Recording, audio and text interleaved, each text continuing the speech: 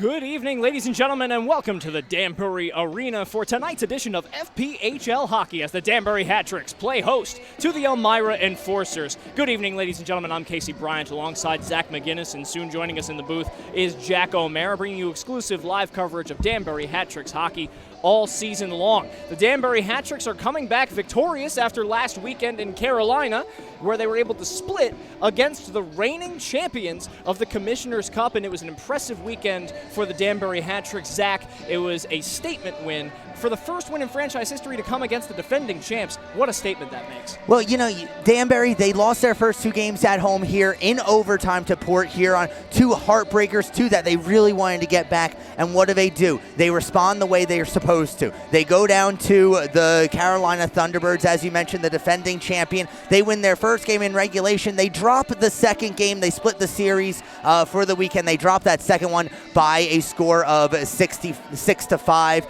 But we're only 2 weekends into this season, Casey, and already you're starting to see the roster moves that the coaching staff feels is needed to make it to the playoffs. One of those roster moves is the man in net tonight for the Danbury Hat-Tricks, Dylan Kelly, who comes from the SPHL, and he had a heck of a weekend last weekend in Carolina, stopping over 40 shots in both Friday and Saturday.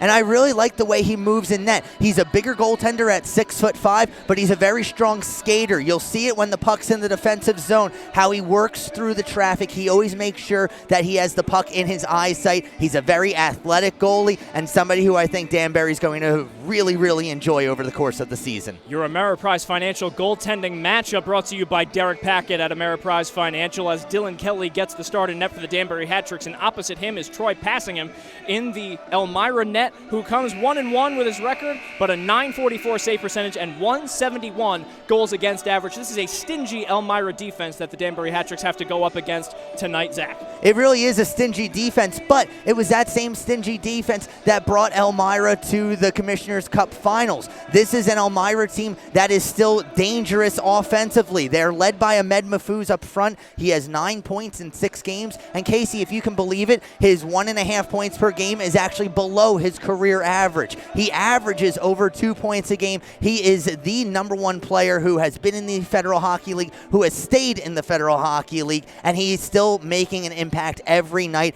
The folks, the fans of Elmira, they get to enjoy Ahmed Mahfouz wearing the home jersey, and he's also taken up a role as an assistant coach this year, similar to Nicola Levesque here in Danbury. I mean, why not? When you're the star player on the team, you've been in the league since 2010, since its inception. I mean, Ahmed Mahfouz is certainly going to be a marked man tonight for this defense, and there are a few fresh faces on the Danbury Hat-Tricks lineup as well. You've got Casper Dyerson joining the group tonight, and you've got a defensive group. Rejoining them tonight is Steve Mealy, who played in the opening weekend at home, didn't make the road trip with the Hat-Tricks, but he was a difference maker on that blue line for the Hat-Tricks. You're absolutely right. Steve Mealy is listed as a forward. However, he's been manning the blue line for the Danbury Hat-Tricks in the second game of the season. It was his goal right off of Johnny Ruiz face-off win that got things started for Danbury. And, well, for the crowd here at the Danbury Arena as they're filing on in, they thought they had a victory in their hands. Unfortunately, Port Huron forces overtime. They get the overtime win, but it will be good for Danbury. They have Mealy back on the blue line. He is a catalyst of offense, something that Danbury will be in need of. Absolutely, and I mean, this Danbury Hat-Tricks team came excruciatingly close the last time they were on home ice. A pair of overtime games against the Port Huron Prowlers. Then they head to Danville, and their first game in Danville is decided by, well, 2 goals by luck of an empty netter with a second to go, but that too was a 1-goal game. So now as the Hat-Tricks take the ice here at the Danbury Arena, what do they need to do in order to close out games against this tough Elmira team? Well, they need to remember that they have to play a full 60 minutes. I had a chance to speak with Phil Bronner after those games. I also had a chance to speak with Billy McCreary, and they had the same idea, that you have to play a complete game. For the Danbury Hat-Tricks, they are a younger team. Lots of rookies on this team, and while they might be used to playing 20 minutes in college or juniors or wherever it is, this is professional hockey, and it's a different level here. We want to remind everyone that you can follow the Danbury Hat Tricks at Danbury Hat Tricks on Facebook, Instagram, and Twitter all season long. And you can subscribe to this here YouTube channel that you're watching us on right now for more interviews, behind-the-scenes footage, and, of course, live game streams. Casey Bryant alongside Zach McGinnis. We're going to turn you over now to the public address announcer for the announcement of tonight's starting lineups and the presentation of the colors. At center, number 47, Kyle Stevens. At right wing, number 19, Ahmed Mahfouz. Number 91, Glenn Patterson on defense. On defense, JT Walters, number 24. And in goal, number 31, Troy Passingham. And now, the starting lineup for your Danbury Hat Tricks. At left wing, number 61, Nicolo Levesque. At center, number 8, Bill Bonner.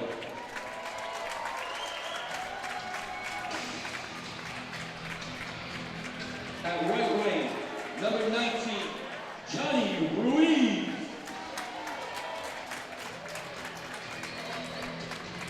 On defense, number 11, Steve Neely.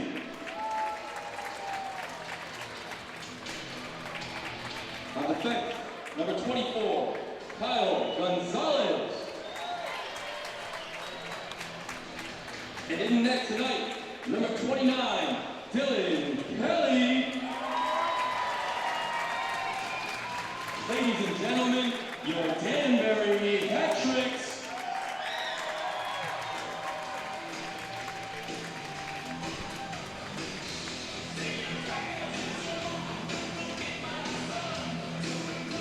Ladies and gentlemen, we ask that you rise. Please remove your hats for the singing of our national anthem, tonight performed by Bella Yapuzhin.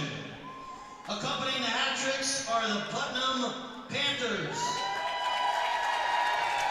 Tonight's colors are presented by Fairfield County American Legion Color Guard.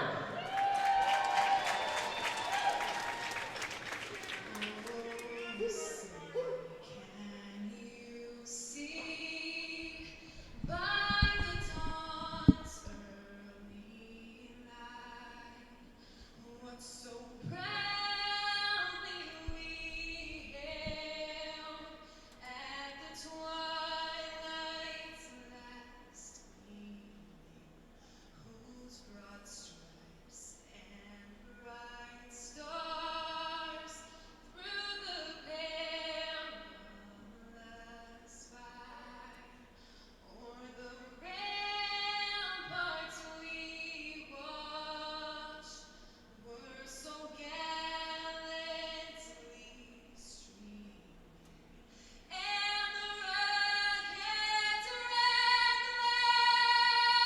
the bombs bursting in air gave proof through the night that our flag was still there.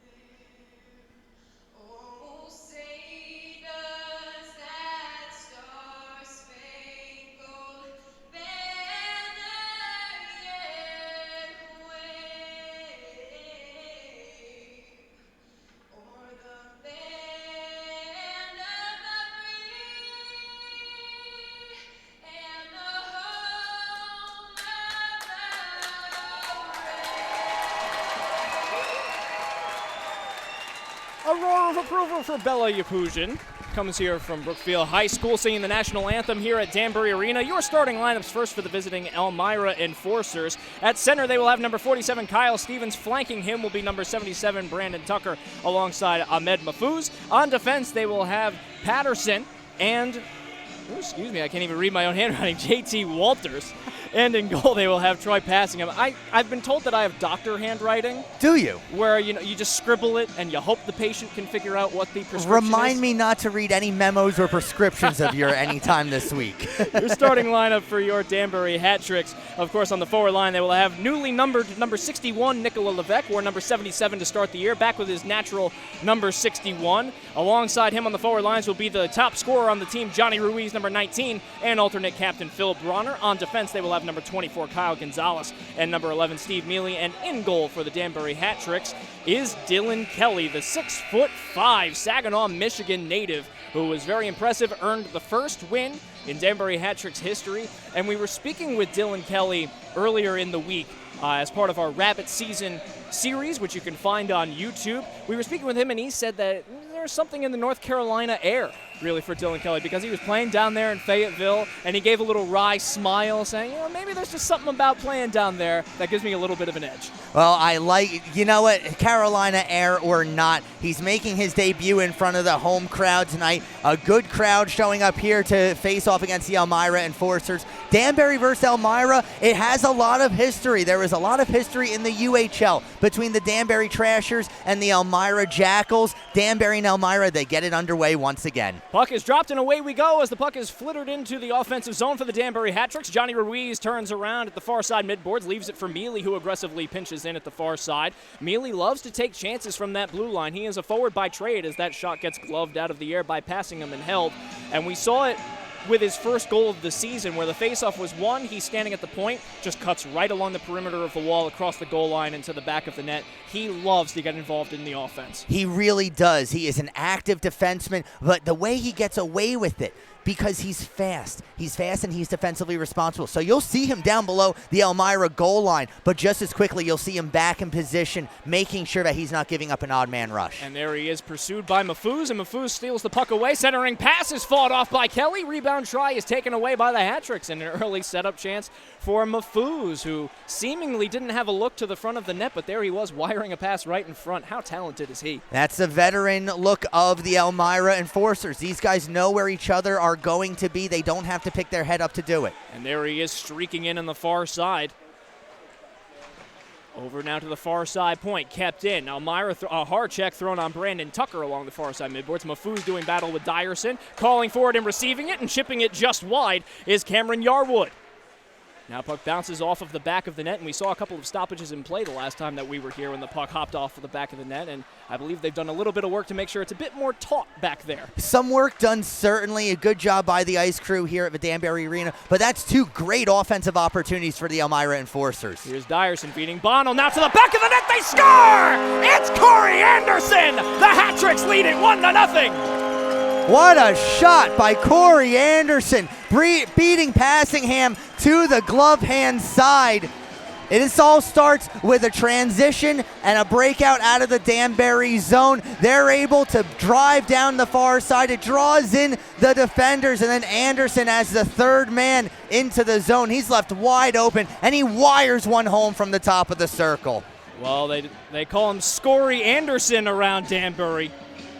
As he nets his fourth of the season in his seventh game, he's been one of the biggest offensive forces for the Danbury Hat Tricks, and that's a quick pass right to between the hash marks. Corey Anderson just has the presence of mind to position himself in that Royal Road position down the middle. He's been such a talent for this Hat Tricks team so far in this year. And it's important that they get the goal. Sure, it's on their first shot on goal. You love to do that on the first shot on goal. Only way you can do it better is if they put it in the net for you.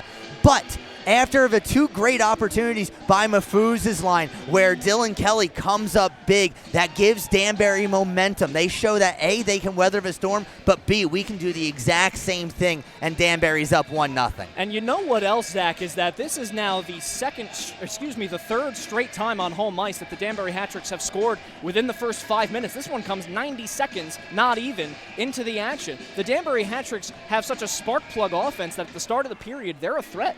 You're absolutely right, Casey. But getting back to what we said during the pregame, they have to play a full 60 minutes. Let's see how they can keep up this pressure. They have the momentum. Now they need to capitalize on it further.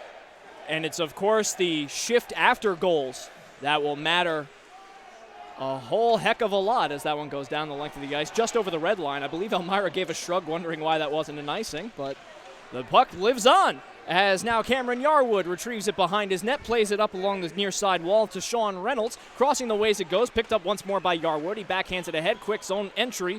Now on the far side by Hudson Michaels, looks to the net, squibs it just wide of Dylan Kelly. Kelly's got long legs. He's just able to get it by him. He'll need to use them all. Gordy Bonnell will get the primary assist, as will Casper Dyerson, who gets his first point as a Danbury hat trick. Just 88 seconds into his hat trick's career, so way to make an impact for the new guy. That's not a bad start for Dyerson. He comes from the Fayetteville Markman. He played 4 years at Manhattanville College. He was the captain last season, where he put up 20 points in 29 games. And how about that? Your first shift, 88 seconds in, you have your very first professional point. So now Kyle Gonzalez will settle things down for the Danbury hat tricks. Looking up the right wing, intended for Johnny Ruiz, fighting for it and forcing his way into the zone. Back to retrieve is Christian Whitcomb for the Elmira Enforcers. He does battle, a couple of sticks whacking at it along the near side midboards. We're 2 minutes and 50 seconds into the first period. 1-0 is your score in favor of the hat tricks. Looking to make it 2-0 and shooting it just wide is Nicola Levesque, sporting a very dashing mustache, very European look, very Inspector Clouseau. Well, it is November, it is Movember, and Casey, we're going to have a great charity game here at the Danbury Arena tomorrow before this next game against the Elmira Enforcers. We'll tell you more about that at home later on today. Absolutely, as Nicola Levesque pursues the puck and throws a check behind the end line. It's taken away by Brendan Hussey in the white and green. The Enforcers skating from right to left on your Facebook Live screen. Entering in is Gavin Yates. Yates stops at the far side circle. Stick checking it is Mealy on the far side corner. Nicola Levesque also providing support as Mealy uses his lower half to shield the puck away. And a good zone exit for the hat tricks. Here comes Vladislav Gavrik. Dropping it back for Anderson. Across the way is Levesque. Anderson looks to the net and shoots it high and wide, and it will rattle around and out of the zone. 3 minutes, 45 seconds gone by in the first. Now bouncing puck in the neutral zone. Kicking it to his own teammate is Gordy Bonnell, and entering right back in is Vladislav Gavrik. Cuts to his right. His shot is fought off by passing him and goes up into the netting. 3:58 gone by in the first period, and welcome into the booth, Jack O'Mara, our color commentator. Zach O'Mara. I said Jack. Hi, I heard a Zach in there. It's the one earpiece. That's the difficulty. That's what there. it is. That's a great chance right there by Gavrik. You know, he's a big guy. He's one of the larger guys on this hockey team, and he has great approach right there, and he's got great stick handling skills. Very impressive shot attempt for Gavrik. And guys, just got to say, I didn't even make it back into the arena and the hat trick scored. And Casey and I had a running bet as to who was going to score first for the team. Looks like I lost. Yeah, it looks like it. I did say it would come within the first 6 minutes. Is now a pass out to the slot. Is shouldered away by Dylan Kelly and picked up by Gavrik and skating up on the left side. Brandon Tucker trying to stick check from behind. Gavrik will simply pitchfork it into the zone, and the hat tricks will get a change. Along the near side midboards in the Elmira zone. Kissing it off the boards is Kyle Stevens trying to get it up ahead. Martin Tuma, one of the new additions to the Danbury hat tricks, who Danbury fans will know from his days with the Whalers and with the Danbury Titans in 2015-16, was part of that defensive core that led the Titans to the Commissioner's Cup final that year. He's back in the fold as a cross-check along the boards will lead to a penalty. Yeah, that's a skill there. Kendall Bolin-Porter, who's one of the smaller guys on this team. He's only 5'8", 160, but he's got some speed, and he's got that elusiveness that you'll see a lot. He'll draw some penalties for this team, and good for the hat tricks. I mean, you start off the first couple minutes, you get a goal. Now you're on the power play. You can really take advantage of this game at home. You're absolutely right, Jack. And you take a look at that hat tricks power play through the games that they've played, 6 games total. They're converting on 27% of their power plays. However, the Elmira Enforcers, they kill off 87% of their penalties. For the Enforcers, that 87% is good for 4th in the league. It's not a bad number whatsoever. So strength on strength here with the man advantage. Faceoff will be to the left of passing him. Johnny Ruiz is out there on the forward lines with Christers Bormanis and Phil Bronner. On the defensive line will be Nicola Levesque and Kyle Gonzalez. As the puck is gloved out of the air by Johnny Ruiz, and he'll have to retreat out into the neutral zone. We're 5 minutes gone by in the first period, and it'll be 1:45 to go as the hat tricks will take their sweet time and glide behind their own net. Here's Kyle Gonzalez, leaves it for his teammate Nicola Levesque, a player coach, as that errant pass was almost intercepted by the lurking Yanni Skropoulos. Carried in on the left side by Nicola Levesque. Fighting for it in the near side corner, throwing a hard check is Christopher Bormanis. Now back out to the near side point, and Kyle Gonzalez. Gonzalez. Pitch and catch now with Bormanis. Feeds it to the left side, and Levesque fanned on the one-time shot. Tried to get it off and just into his heels a little bit. Couldn't square it up. Minute 10 to go in the power play. We're 5 minutes and 40 seconds gone by in the first period. Fighting for it and digging it out of the hat tricks. Here's Ruiz back to the net as Gonzalez in the high slot.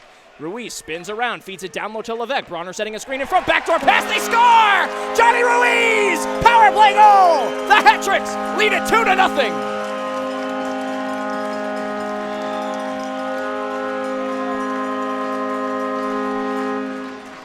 Johnny Ruiz, what a pickup that he has been for the Danbury Hat Tricks. That's his 6th goal of the season. Nobody else on Danbury even has 3 yet. And Ruiz, he drives towards the slot. It's a nice, simple give and go. It's one of the most simple plays you can have on the power play, and Elmira did such a good job of keeping the Danbury Hat Tricks out to the outside, out to the perimeter, but finally Danbury got some room, and Ruiz makes it 2-0. And you know what, Zach? This is one of the first times all season that the Danbury Hat Tricks have a multi-goal lead. 1-goal leads have really been all that they've known to this point. They provided themselves just a little bit of breathing room as, well, not so fast, a scramble out in front, and Kelly pounces on it. I almost spoke too soon as Dylan Kelly had to sprawl out headlong and cover up the puck. Gavin Yates looking up at the ceiling, wondering what he has to do to score here. As the puck suddenly pops out, it's on his stick, and Dylan Kelly does the sprawl, going from post to post. He makes the save. What I really like about that save by Dylan Kelly as he's adjusting his gloves is Yates attempted to cut it back to his backhand side. He's a left-hand shot. He tried going back, but Yates, besides just splaying out the legs to cover the bottom, he also puts his glove arm down as well. That's ultimately what ends up with the puck.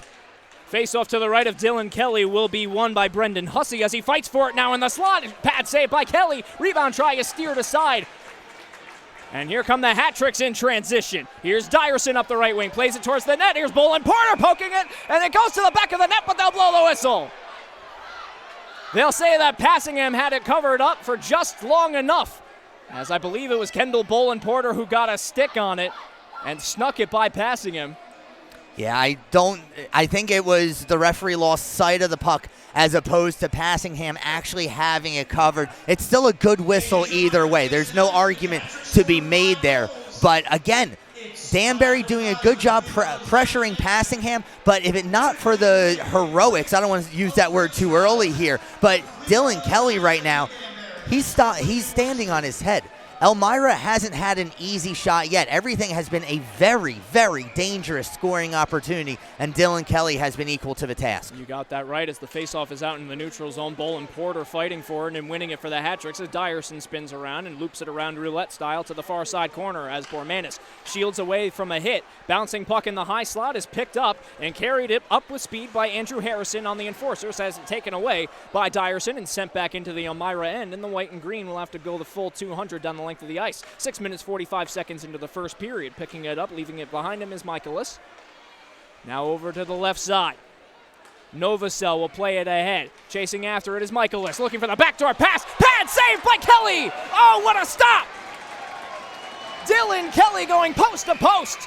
Looking sharp in his first home game in the black and orange. I just said the Elmira Enforcers, everything has been so incredibly dangerous, and Dylan Kelly's the only reason why this is a 2-0 game. That's a great example right there. Casey, as you mentioned, Dylan Kelly going side to side. We mentioned that he's 6'5". He's got a lot of body to put in front of the puck. But at this point, the Elmira Enforcers have to be wondering what do they have to do to beat this guy, because all their opportunities have been fantastic. Dylan Kelly's just been a little bit better. To the near side point, I was looking for the sharp angle try on the near side post was Kyle Stevens. It's taken away by the Hat Tricks and carried up the center of the ice. Here's Johnny Ruiz cutting to his right and flipping it towards the net. Passingham will easily steer that aside. 7 minutes, 15 seconds gone by in the first period, and we've got ourselves a 2-0 lead for the Danbury Hat Tricks. But now, here comes Mahfouz entering in, cuts to the slot, to the back of the net, he scores! Ahmed Mahfouz gets the Enforcers on the board, and who else to get the Enforcers their first goal of the game. Oh, that's something that will make the Danbury fans here groan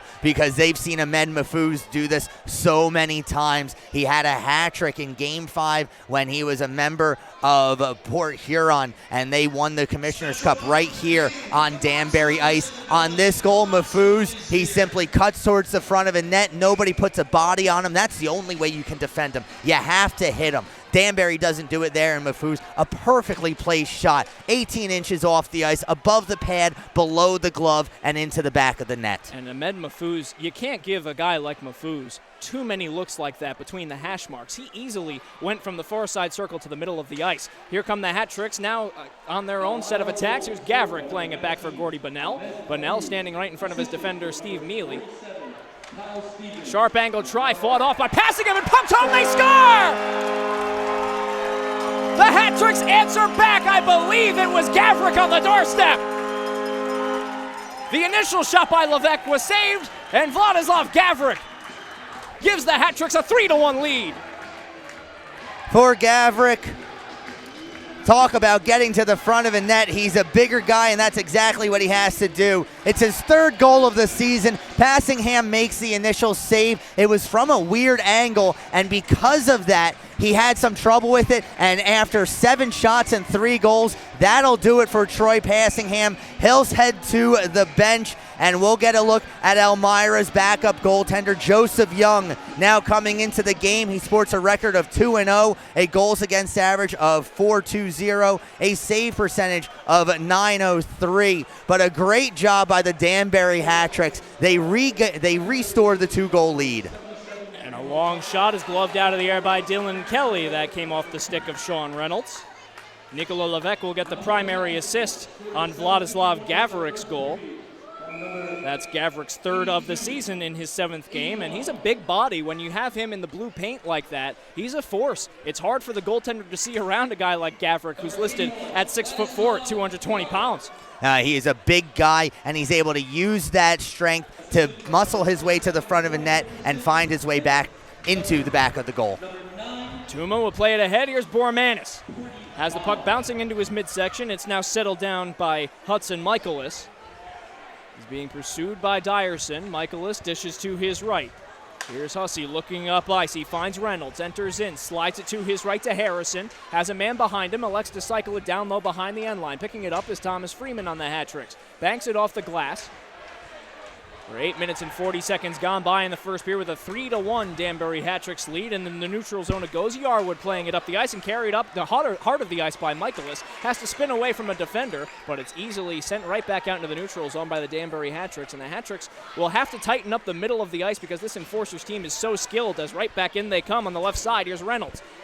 Fighting through a check by Kyle Gonzalez. Hat Tricks take it away. Sam Williams plays it up the ice for Johnny Ruiz. Ruiz tees up a slap shot, goes well wide. Off the end boards it goes, and it goes to the back of the net, and we will have a face-off outside of the attacking zone. 9 minutes and 9 seconds gone by in the first period. Well, I'll tell you.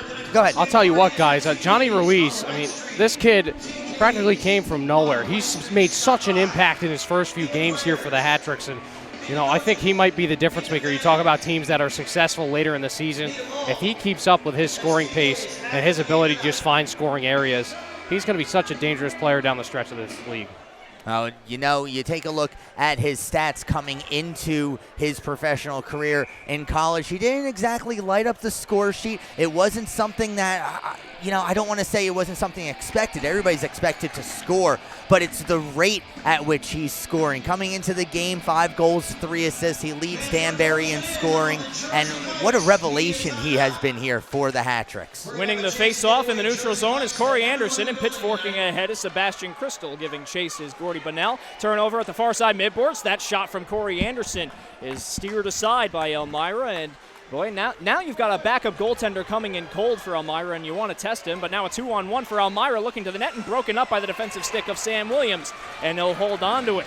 Yeah, that's a great play by Sam Williams. He just jostled the stick right there, locked up the shooter, and then it's an easy stop save, and the Hat Tricks get out of another break, but you said it, Casey. They need to find a way to clog up that neutral zone because Elmira's coming into the zone with a head of steam, and there's not much contact until they really get to the faceoff dots.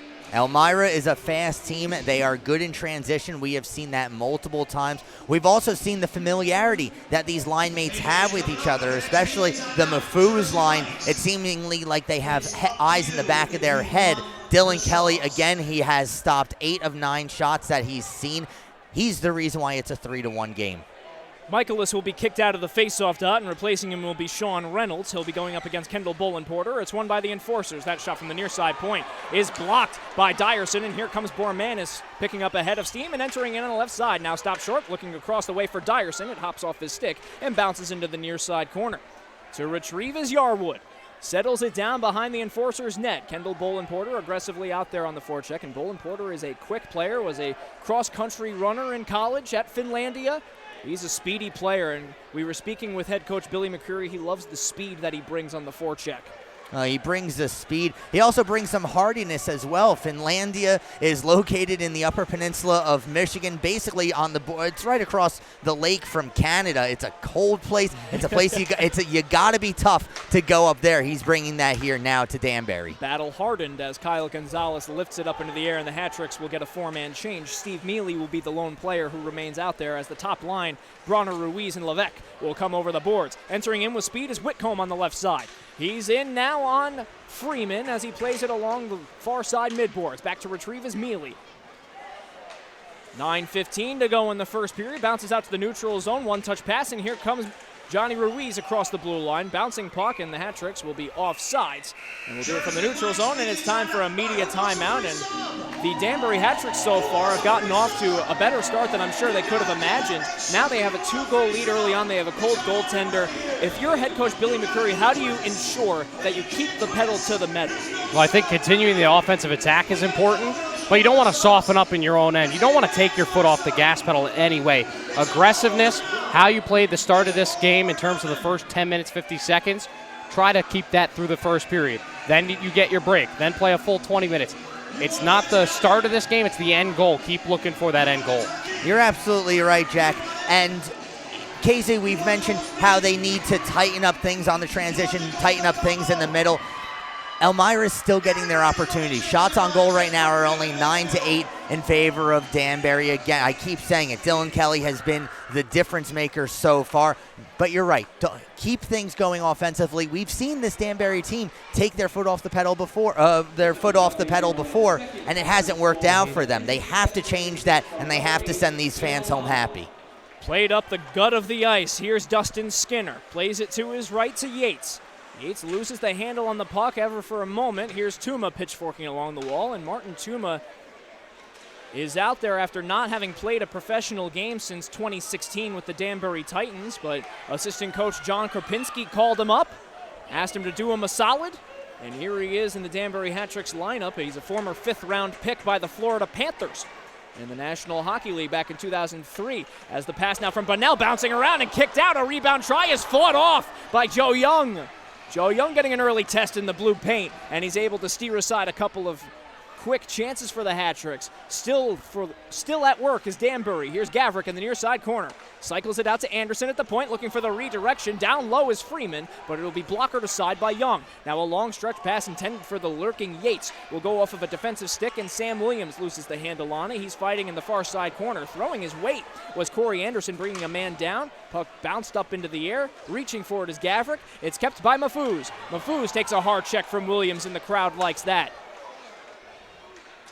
As Danbury wins the puck away and sent back into the far side corner. Elmira trying to sustain zone pressure. They haven't gotten a whole lot of time in the offensive zone, trying to change that as they're trying to pin the Hat-Tricks deep behind their end line. It's picked up by Steve Mealy. Lead pass for Gordy Bunnell. Spins around, waits leisurely in the neutral zone, and looking up ahead for Steve Mealy. Steve Mealy had to take a body to the shoulder. Crowd wanted a call, but nothing doing. Who else throwing that check but Ahmed Mafuz? Again, there is a history between Mafuz and the fans here in Danbury. Bouncing puck is sent back out to the neutral zone, and Mafuz has been all over the ice in the early goings of the game trying to spark his team. I mean, that is what you want from your player assistant coach as the puck gets redirected up into the second deck of the stands here, as we have a few fans hanging over the railings That's quite a vantage point over on the far side midboards. You are right on top of the ice. It's intimidating for the Elmira fans who perhaps haven't visited Danbury or just quite don't remember from days past. That second deck, when you lean over it, you are on top of the ice. You can see everybody, you can smell them, you can hear them. You're right on top of them there. It makes a very, very difficult environment for a visiting team to play in. Well, it's also dangerous for those perhaps who don't like heights because you are staring straight down into the white icy abyss. As behind his net is Martin Tuma with 6:45 to go in the first period. 3-1 is your score in favor of the Danbury Hat Tricks. Barmanis has it poked off of his stick. Let's side now dishes it to who is to his left.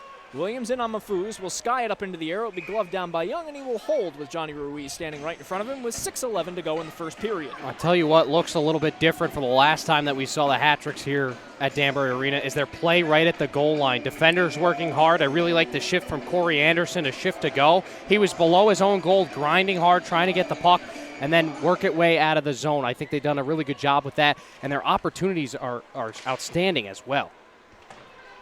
So the far side midboards it goes. Mafuz takes a whack at it, playing it up ahead to Stevens. Stevens has it taken away by Freeman. Here's Bronner. Maneuvering his way across the red line. Lead pass intended for Johnny Ruiz, just barely on sides as Ruiz flips it towards the net and Young will steer it aside. Levesque, far side midboards to the slot. Bronner. Bouncing puck. Levesque fields. Levesque fires and it goes up into the net. And Levesque got his full weight behind that one, and I believe it might have just caught the knob of the stick of Joe Young. Yeah, you can see the frustration from Levesque. He knew he had a great scoring opportunity. The top part of the net was up with Young down low, so there was a lot of net there, but he just hit the defender's stick, went out of play. 5:45 to go in the first period. Offensive zone faceoff for the Hat Tricks. Long shot saved by Young. Rebound, they score! Corey Anderson, 4-1 Danbury. And that's what happens when you work hard in your own zone. You're going to get rewarded. Anderson goes right for the net here. Young can't handle the rebound. Anderson finds a way to tap that one to the back of the net. And talk about a cushioned lead. What a start for the Danbury Hat Tricks. We're just over 14 minutes into the first period. They've got 4 goals scored already. You couldn't have drawn it up any better if you're head coach Billy McCreary. On that one, the shot, Young makes the initial save. He leaves the rebound right out in front, and Anderson's there to bang it home. Well, the initial shot was a pad save by Young, and they needed to protect the front of the net, and they couldn't do it as Corey Anderson, a big body himself, scores one from the perimeter, now scores one in close. And Anderson is already well on his way to the first hat trick in Hat Tricks history. Casey, I hope you've been working on something when it finally happens. It's too good. I feel like it's too obvious, though. It is very obvious, don't get me wrong. Faceoff will be at center ice. Here's Gavrik on the right wing, plays it towards the net. Young will glove it out of the air backhanded and leave it for his defense. Trying to cross the blue line, but met once more in the neutral zone by Gavrik and played down by Young, and he covers. And the Hat Tricks have done a tremendous job of making sure that they get their sticks in the lane, Jack. They're not getting any passes up ice or Elmira. Yeah, they're playing a full game right now, which is important. We saw, the offense has been there. They're a team that's going to put up the numbers. We've seen it for the Hat Tricks. But the defense has been the concern over the past couple of games that you could definitely see the active sticks of this team right now has really been helping out. Tied up on the near side circle, out to the slot, and fanning on it was Dyerson. It went through his wickets. Now up with speed is Yates. Loses the handle on the puck. It's stripped from behind by Dyerson. Dyerson to Bolin Porter. Across the center of the ice. Bolin Porter looks to the net, has it stripped from behind, and a lead pass and off to the races is Yates. In on Tuma, and Tuma, the veteran defender, is able to cut it off. Keeping it in is Elmira. Yates, far side corner, cycles it down low to Skinner. Skinner with the centering pass intended for Hussey. It goes off of his skates, and he can't get a shot off, and the Hat Tricks are able to escape without a shot registered on goal. Here's Matthias Kasich, leaves it back for Dyerson. Dyerson with a check from behind, and the puck will go, I believe they'll say that it touched it'll be deflected out of play with 4:36 to go in the first period. Shots on goal right now, 15-9 in favor of the Danbury Hat Tricks. And you guys are right. The Hat Tricks are doing a great job of clogging up the passing lanes. It's forcing Elmira to go to the outside. Now, Elmira, they still they're able to find that open ice between the hash marks. You know, only the most dangerous part of the ice, but Danbury, at least they're locking things down in the neutral zone. Phil Bronner with a bomb from the far side corner. It went off the boot of the skate of Nikola Levesque. He's calling for it at the far side circle. It will instead loop around behind the net. Calling for it and receiving is Mealy. Pitch and catch now with Johnny Ruiz. He'll cycle it to the far side corner with 4:15 to go in the first period and a 4-1 lead, the largest lead of the season for the Danbury Hat-Tricks in any game, as behind the play, Nikola Levesque brought a man down and Johnny Ruiz took a shot. He didn't see that the delayed call, and he immediately raises his arm and goes over and makes amends with the goaltender Joe Young, making sure that he knew that it wasn't intentional, no animosity behind it. It'll be Nikola Levesque going to the box as he took the helmet off of, I believe that was JT Walters. It was Walters who was down, and I'm curious to see what the penalty is here, because the way it could be any number of things. It could be, but the way Walters reacted, it's good to see him back up on his own skates. He'll get back to the bench and get a breather there. But now Elmira gets the opportunity on the power play, and if there's a facet of Elmira's game that they need to improve upon, it is the power play. Coming into this game, they're converting on only 9% of their opportunities. Meanwhile, Danbury, they're killing off only 75% of their penalty kills. So we said earlier, power play, a Danbury power play was strength against strength. This is almost weakness against weakness. And you have to say, if you're Elmira, you want a goal here because you're down in a 3-goal hole right now. And it's going to be a 5-minute major, so they could score as many times as they want, get back into this game, and still have the man advantage. It will take them to the end of the first period and then some. As Yarnwood now at the high slot feeds it to the right, Mafuz. At the far side circle, Mafuz has Mealy marking him as that shot goes off the blocker of Dylan Kelly and goes behind the net. Mealy being harassed from behind by Michaelis. Mafuz wins it away. In Gretzky's office behind the net, he stops. Has a man to his left in Michaelis, finds him at the far side circle. Now a feed out to the high slot. Now a shot by Skinner is blocked in front by Kyle Gonzalez. Bouncing puck in the slot. Mealy fighting for it. Mafuz gets a shot and it's gloved out of the air by Dylan Kelly with 3:35 to go in the first. Impressive save there for Kelly because he's looking right in front of him in the slot area. He's square to that. The puck goes jarred to his left a little bit. He's got to be very quick with that glove, and he was. Danbury playing a real flat diamond on this penalty kill. It allows them to deal with the puck when it's in the corner and not allowing anything to get through to the slot. But Elmira, they figured out how to beat it. You cycle it back up to the point, you switch the side, strong side to weak side, and now suddenly everybody on Danbury's scrambling. Going back to work on the power play are the enforcers. Mafuz, far side corner. Michaelis, high circle, back to Mafuz. Looking for the backdoor pass intended for Michaelis, goes wide, and now that shot now from Skinner on the near side circle is kicked aside by Kelly. Kept alive by Michaelis. Looking across the way to Mafuz, and it goes through his wickets. Gonzalez picks the puck off and is able to clear it down the length of the ice, and the Hat-Tricks are going to get a much-needed change with 3:05 to go in the first and still 4 minutes to go in the major penalty. Keeping it in on the near side and immediately clearing it back out and into the Elmira bench is Freeman. Well, not exactly the way Danbury wanted to get a whistle there. They certainly wanted a whistle, but the face-off will come back down into the Danbury zone. 3:50 to go on Elmira's power play. And they'll have an opportunity, again, if they will have the chance not only to finish up this period, they'll have almost a minute's worth of power play time to begin the next period as well. Down by 3, it's what they need. Tucker crossing the way now to Patterson. Patterson looking to wire it down low. It's fielded instead by Yates. Yates now to the far side, and the backdoor pass once more for Reynolds. They keep looking for that post-to-post pass, and they haven't been able to connect yet, but if they are, it's a yawning net mouth. It's the third time they've tried it. Patterson now to the high circle. Here's Yates. Glides back to his left. Patterson back to Yates. Yates takes a step in, and getting a piece of it was Kelly. Cycling it now to the far side corner. Stevens has it on his backhand, is back to the net. 2:20 to go in the first period. Reynolds, near side circle, out to the slot, trying to find the shot off. Is Elmira unable to square to the 6x4 opening. Stevens, now to Reynolds once more, bombs away and swallowing it up into the ears of the rabbit of Dylan Kelly. Yeah, he's been sharp, but again, good puck movement here for Elmira. There were a couple of chances. We mentioned that back door's been open, and that's what I think Danbury has worked on so much, and it's a work in progress there. But Elmira, I mean, they're just one good tape-to-tape pass away from finding the back of the net. I like that shot selection by Sean Reynolds. If he gets it over a bit further to the glove hand side, he's got a really good shot of finding the back of the net. It'll be behind the Elmira net. They will go the full 200 feet. And the 2-minute warning. He has his second goal of the game all sewn up. Not so fast, says Dylan Kelly, as again, he has to go from post to post. He gets just enough on it to make the save and, more importantly, send it out of play. Michaelis will take the draw to the right, wins it back. Here's Yarwood. To his left, Skinner spins away from a hit. Skinner charges towards the net, has Bolin Porter hampering him from behind. Michaelis now leaves it in the near side corner with 1:40 to go in the first period. Still buzzing around in the offensive zone, but unable to solve Dylan Kelly so far as Bolin Porter forces his way up into the neutral zone. Now Sam Williams enters in. Williams looks to the net, and having to steer it into the far side corner is Joe Young. And Phil Bronner's back pass, no one was there, and a bit of a miscommunication leads to now offensive zone time for the Enforcers until Bolin Porter swats at it back into the neutral zone with 1:40 to go in the period. I like the idea by Bronner there. He just has to make sure that there's a defender in the area. Williams was looking to come off for a change. Michaelis enters in on the near side. Skinner cutting to the net, gets a direction on it, and Skinner comes up holding his face. He believes he got a stick to the face. Kyle Gonzalez was in the area.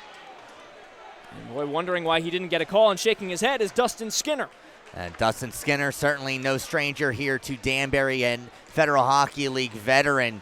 Perhaps Danbury getting away with one there. Gavin Yates passing back and forth with Tucker. Now Yates switches places to the far side circle, loops around, feeds down low to Mafuz. Mafuz gets a sharp angle try to the net. Kelly fights it off. Here's Reynolds sneaking it through the 5-hole. He scores!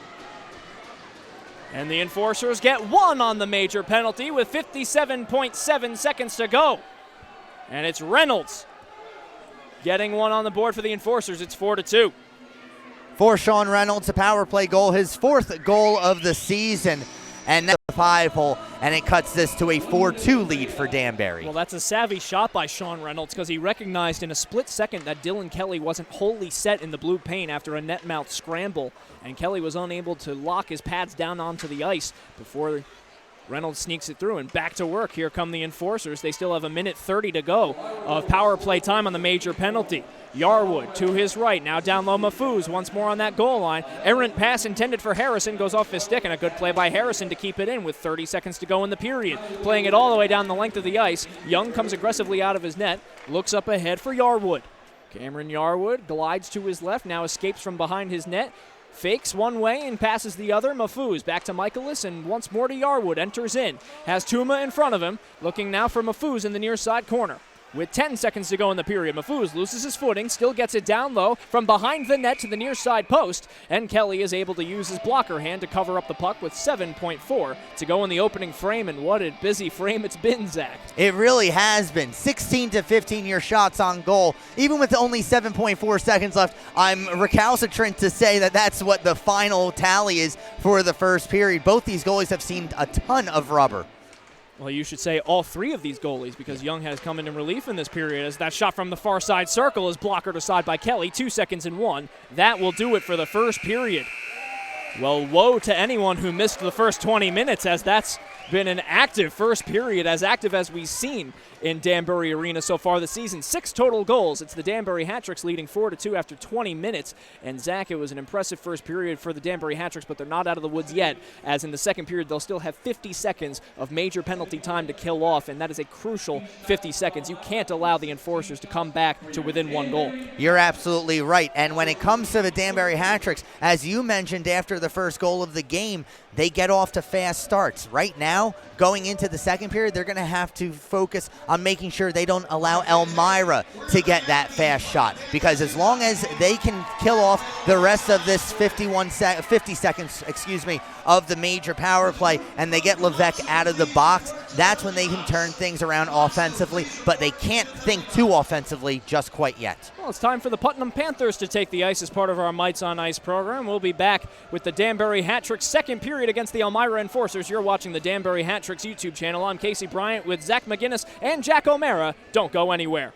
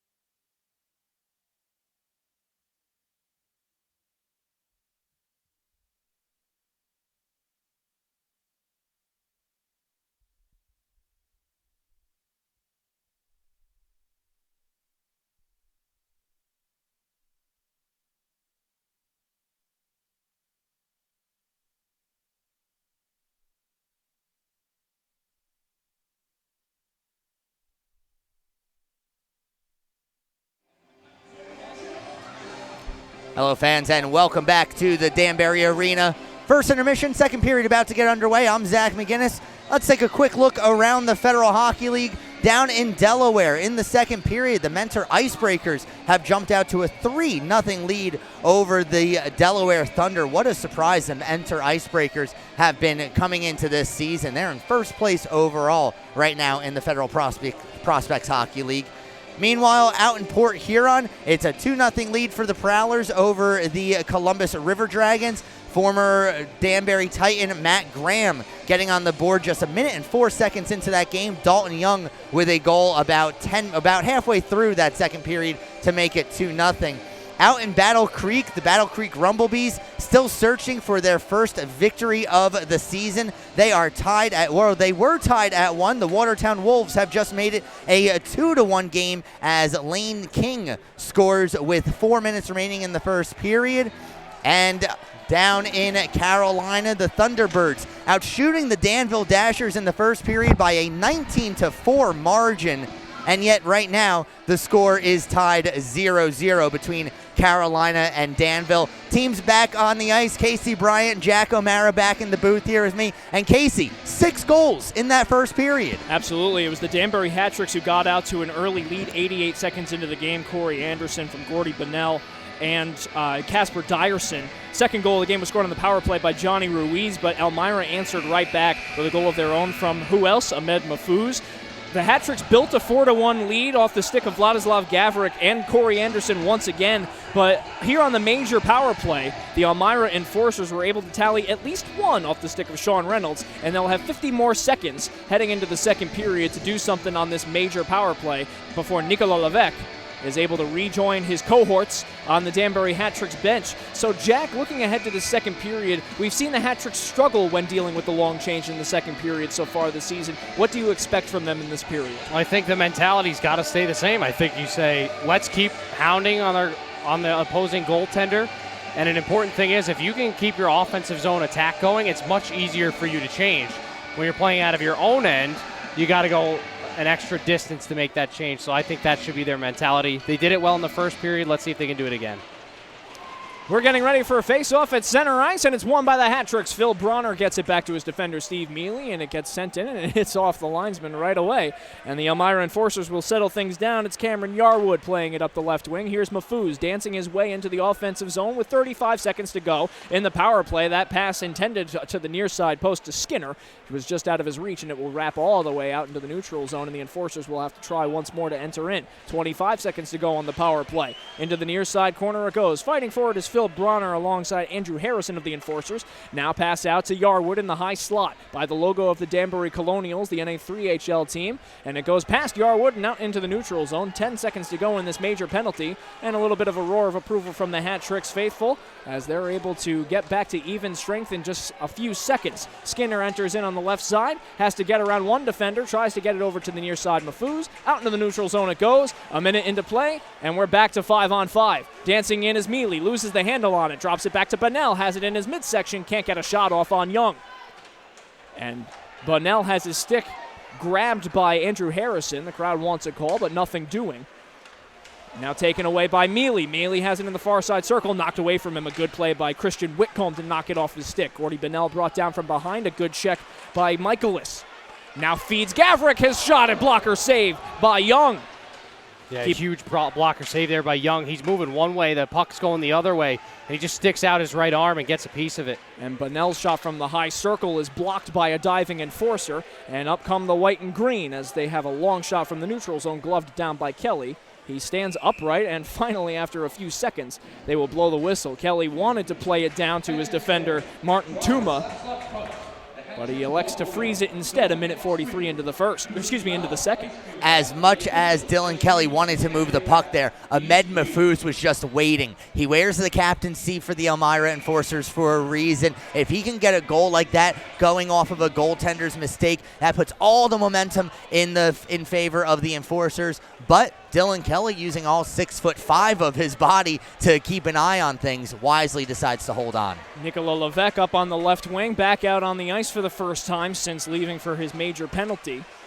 Here's Whitcomb behind the Enforcers' net. Now up the ice with speed is Kyle Stevens. Looking up ahead, kicking it to himself is Skropolis. Skropolis stops on the far side circle, looking to pass it to the high slot is broken up. Trying to pick it up is Johnny Ruiz with one hand. Instead, it'll be Kyle Gonzalez picking it up and entering in. Gonzalez enters in just barely onside. Gonzalez to the net. Shot saved by Young, and we get a delayed penalty. A hooking call going against the Elmira Enforcers on a play that was perhaps graciously called onside.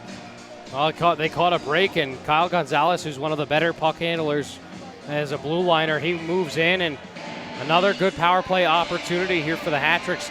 A great time to keep their foot on the gas pedal, go on the power play, keep sustained pressure, and Corey Anderson, who's had success all season long on the power play, taking the faceoff dot. And I actually talked to him during the intermission. He says, I'm seeing the puck really well right now, and I just go into the net, and good things are happening. And good things are happening for the Danbury Hat-Tricks. They'll go back onto the power play. They're 0 for 1 so far, but they do have the 2-goal lead. Here's Vladislav Gavrik out there with Steve Mealy patrolling the blue line. They'll have Casper Dyerson at the bumper position between the hash marks. They try to get it to him in that position, but he can't get a stick on the puck. Completing the 5-man unit is Corey Anderson and Gordy Bunnell. Anderson has 2 goals on the night, hunting for his third. 4-2 lead for the Hat-Tricks, before Jordan Clark is able to rejoin the action in minute 35 from now. Here's Anderson, crosses the seas to Gavrik. Thinks about a shot, thinks better of it, feeds Mealy. Mealy now with a pass that goes off the boards once more to Gavrik. Down low to Dyerson, backdoor pass to Anderson. Shot swallowed up by Young, and Anderson was lurking at that far side circle. We've seen Anderson in close from that sharp angle. He loves to try to pick a corner sneakily from that spot. How about the intelligence of Casper Dyerson? This is a player who just joined the team. They're entrusting him with that middle bumper position, as you call it, Casey. A great blind backhand pass leads to the offensive opportunity. It's that Patrice Bergeron spot on the ice. You love to see it, as that was poked out of the Elmira Enforcers' crease. A good defensive stick by Glenn Patterson to get it down the length of the ice. Yeah, he's got strong hands, Casey. You saw it right there. He's been good today in front of his own goal crease, and a well-needed clear for the Enforcers. Crossing the way, here's Levesque. Motoring in, now stops short, allows Bronner to cut to the net. Also down low is Johnny Ruiz, who plants himself in front of the net. Patterson is also there to try to clear him out. Now over to Levesque for the one-time shot, is blocked out. A good block by J.T. Walters. Here's Ruiz, spins around and loops it around roulette style to Bronner, who takes a whack at it. Miscommunication, and no one was there. It will loop out into the neutral zone. Giving chase is Mafuz out there shorthanded, cutting to the net. Backdoor shot into the arms of Dylan Kelly. Tried to sneak it in under that left armpit. And we get a stoppage with 44 seconds to go in the power play. 3 minutes and 33 seconds gone by in the second. Mafuz is so dangerous on the penalty kill, and you see why right there. It's a simple miscommunication between Levesque and Bronner, as Bronner was looking for Levesque to be on the boards. Levesque was cutting towards the net looking for a pass. Mafuz is there to capitalize, and it results in an offensive zone faceoff. Well, the draw is won by the Danbury Hat-Tricks, preventing what might have been a shorthanded offensive zone opportunity. So with 35 seconds to go in the minor penalty, up the right wing, intended for Dyerson. It goes off of the boot of his skate, and the Enforcers are able to glide it back into the offensive zone shorthanded, and the Hat-Tricks will have to re-rack. Here's Gavrik entering in, has a defensive stick on him. Here's Mealy, rings it off the iron. Steve Mealy found the far side post, and he got his full weight behind him, and he gives a shrug, like, what else do I have to do to get that in the net? Mealy, you mentioned how active he is as a defenseman. It results in a great shot there, and he gets past Young, can't get past the post. We're back to even strength, as carrying it in on the far side is Skropolis.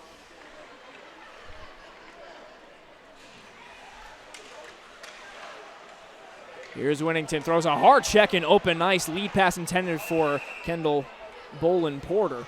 And he gets lifted up out of play, and it looks like we will get a cross-check call going against the Elmira Enforcers, as making his way to the sin bin is Christian Whitcomb, and right after they kill off one, the Elmira Enforcers will go back to work on the PK. Well, you shoot yourself in the foot. You want to get back in this game. You have a great penalty kill. You get bailed out by the iron.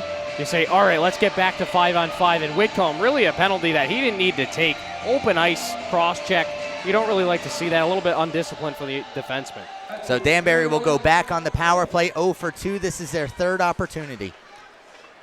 Here's Kyle Gonzalez, has Levesque to his left, Bormanis to his right. feeds Bormanis. Bormanis has a body right in front of him. Now Bronner in the far side quarter. Bormanis takes a slash to the midsection. He goes off gripping. He's writhing in pain. His glove is out on the ice, as is his stick. And Bormanis is in a lot of pain. A long lead pass intended for Mafuz. Vladislav Gavrik is there to body him off the puck, but Mafuz retains possession, tries to play it out to the middle of the ice, and now holding his face is Kyle Stevens, as he took a stick to the face, and the refs are letting them play.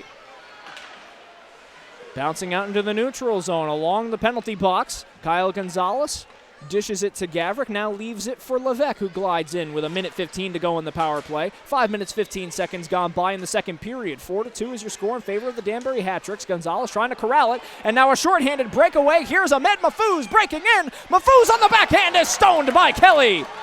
Another try out in front. That one's sticked aside by Nicola Levesque.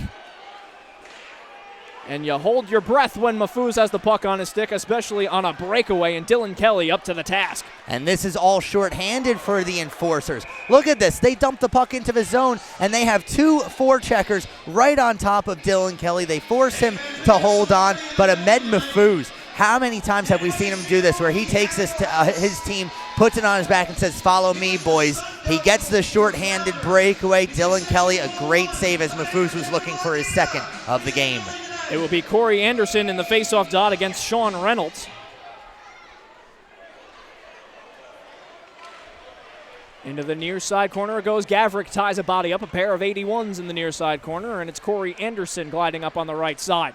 Anderson hampered from behind, but is able to forward the puck ahead. Here's Dyerson with Mealy cutting to the net. Dyerson, back pass, Bunnell looks to the net, shot redirected just wide off the stick of Corey Anderson. 30 seconds to go in the power play. Here's Gavrik settling it down on the near side point. Feeds Dyerson, now dishes to his right Mealy, wires it down low for Gavrik, behind the net Bunnell, has Anderson at the sharp angle, far side corner, wanting it and getting it as Dyerson bombs away and it goes wide. Gavrik near side midboards with 10 seconds to go in the power play. Here's Mealy, looking to the net, redirection, but no, and getting a skate on it was Joe Young, and that'll do it for the power play as Joe Young with one more spectacular save. What a save by Joe Young. Heads up play by Bunnell as he has his stick down on the ice. He directs one towards an empty net. Matthias Kasich enters in with numbers, elects to slap it right at Joe Young, and it's right into the midsection, and he will swallow it up with 6 minutes and 39 seconds gone by in the second period. The Hat-Tricks get a pair of power play opportunities, Jack, and they are unable to capitalize on either one. And it's not like they didn't have the chances. They were there. Elmira just did a better job at creating more chances for themselves, especially on that second power play opportunity. Mafuz was all over the place. They got the puck out quick. And aside from that iron, I think that the Enforcers will have locked in here on the penalty kill. Enforcers have been good on the penalty kill. Again, they kill off 87% of their man-down situations coming into this game, and you're seeing why right here. Well, they have one of the stingiest defenses in the Federal Prospects Hockey League, as Michaelis cuts to the net and a pass out to the slot as the net comes off its mooring. I mean, the Elmira Enforcers, they may have allowed 4 goals already in this contest, but they haven't allowed 5 in a single game yet this year. So this is uncharted territory for Elmira, and they really have to lock it down in order to keep their streak alive. I had a chance to speak with Elmira Enforcers head coach Brent Clark between the periods. It's all systems go for the Enforcers. Yes, they gave up 4 goals, but it's only a 2-goal lead. There's plenty of hockey left to play, and we have certainly seen the Enforcers deal with adversity already this season. Now you think how important that late first period goal was for them. You're going to the first period down 4-1. The wind is out of your sails, but you get a late one right there. You start to say, hey, this one's not lost yet. We can come back. Williams enters in on the right side. His shot goes just wide, perhaps looking for the stick of Matthias Kasich. It goes out to Martin Tuma, who settles it down. Skating backwards, crosses the way to Williams. Now a quick pass, entering back in is Kasich. Kasich looks to the net. And that shot is fought off by Young. Into the far side corner it goes. Trying to escape is Glenn Patterson. Gets it up the wall along the kick plate. Here's Kasich taking it away. Kasich trying to drag the toe with a nifty stick move. Trying to get around Patterson, and we will... Oh, no call on that. I thought I saw an arm in the air. Perhaps not. Gloved down. And it's Bormanis. Bormanis leaves it for Kasich. Redirected, popped up into the air, and gloved backhand by Joe Young. And we get a stoppage of play 7 minutes, 49 seconds into the second period. We've seen this a couple times. Kyle Gonzalez active on the blue line. Bormanis active on the blue line. Good to see him back on the ice after he took that shot. And, that's going to help you. If you keep that puck in the offensive zone there, don't make your defense work as hard, that's going to help the hat-tricks. And you know who else had an active shift there was Matthias Kasich, who started the year on the top line, now finds himself more in a middle line position and made that shift count. He was good on the stick, keeping it in the zone as the puck is deflected, no icing. Chasing after it, Freeman, he leaves it for his defensive partner, Gonzalez. Top line out for the hat-tricks. Here's Phil Bronner trying to escape. It's kept in. Now a turnaround shot from Skinner is pad saved by Kelly. Popped up into the air, leaping forward and getting it is Yates. Yates dancing with the puck, eluding two different defenders. Great play by Yates to keep the puck alive in the offensive zone for the Enforcers. Here's Freeman trying to drop it back. Skinner wins it away. Skinner with a pass that's kept in at the far near side. Here's Bryce. Bryce Martin has the puck knocked off his stick, and now numbers for the hat-tricks if they are able to hurry. And Nikola Levesque, a good check by Cameron Yarwood to knock Levesque, who is a big body, off the puck. Now over to Yarwood once more. Lead pass finds Yates, enters in on the left side. Yates looks to the net, gloved out of the air easily and snatched by Dylan Kelly. 8 minutes and 48 seconds gone by in the second period. You look at a couple of enforcers who have been successful. Obviously, we'll say Ahmed Mahfouz, but I've loved the shift so far here in this second period specifically by Gavin Yates. I thought he's looked active. He's had a good shot right there as well. He's done a good job in the attacking zone for the Enforcers. Look to him to continue that push. As good as Ahmed Mahfouz is, he can't always do it by himself. He needs some help from his teammates. Yates is a great example of somebody stepping up to the plate. Top line out for the Elmira Enforcers in this offensive zone draw. Brandon Tucker wins it, gets it up ahead behind the net to Stevens. Mahfouz lurking in the blue paint, now goes back behind the net to pursue the puck. Steve Mealy wins it away, gets it over to Gordy Bunnell. Bunnell lifts it up into the air, gloved down by Anderson. In a foot race now with Tucker. Anderson trying to get in behind Tucker, and Tucker wins it away and sticks it over to his defensive partner. That's Glenn Patterson. Patterson now gets support from Kyle Stevens in the far side corner. Vladislav Gavrik using his frame to try to kick the puck out to Gordy Bunnell, and Bunnell wins it away. Pops up over to the far side point and keeping it alive to Steve Mealy. Turning around is Gavrik. Gavrik looks to the net. Shot saved by Young. Rebound is still bouncing out in the offensive zone and finally paddled out by the Enforcers. 9.5 minutes into the second period, still 4-2 hat-tricks. It will be an icing going against the Elmira Enforcers, and a little bit of jawing after the fact with Steve Mealy as he collides with Kyle Stevens. Yeah, Steven gave a little rum there to Sam Williams, who's motoring down the ice. He had a really good shot there.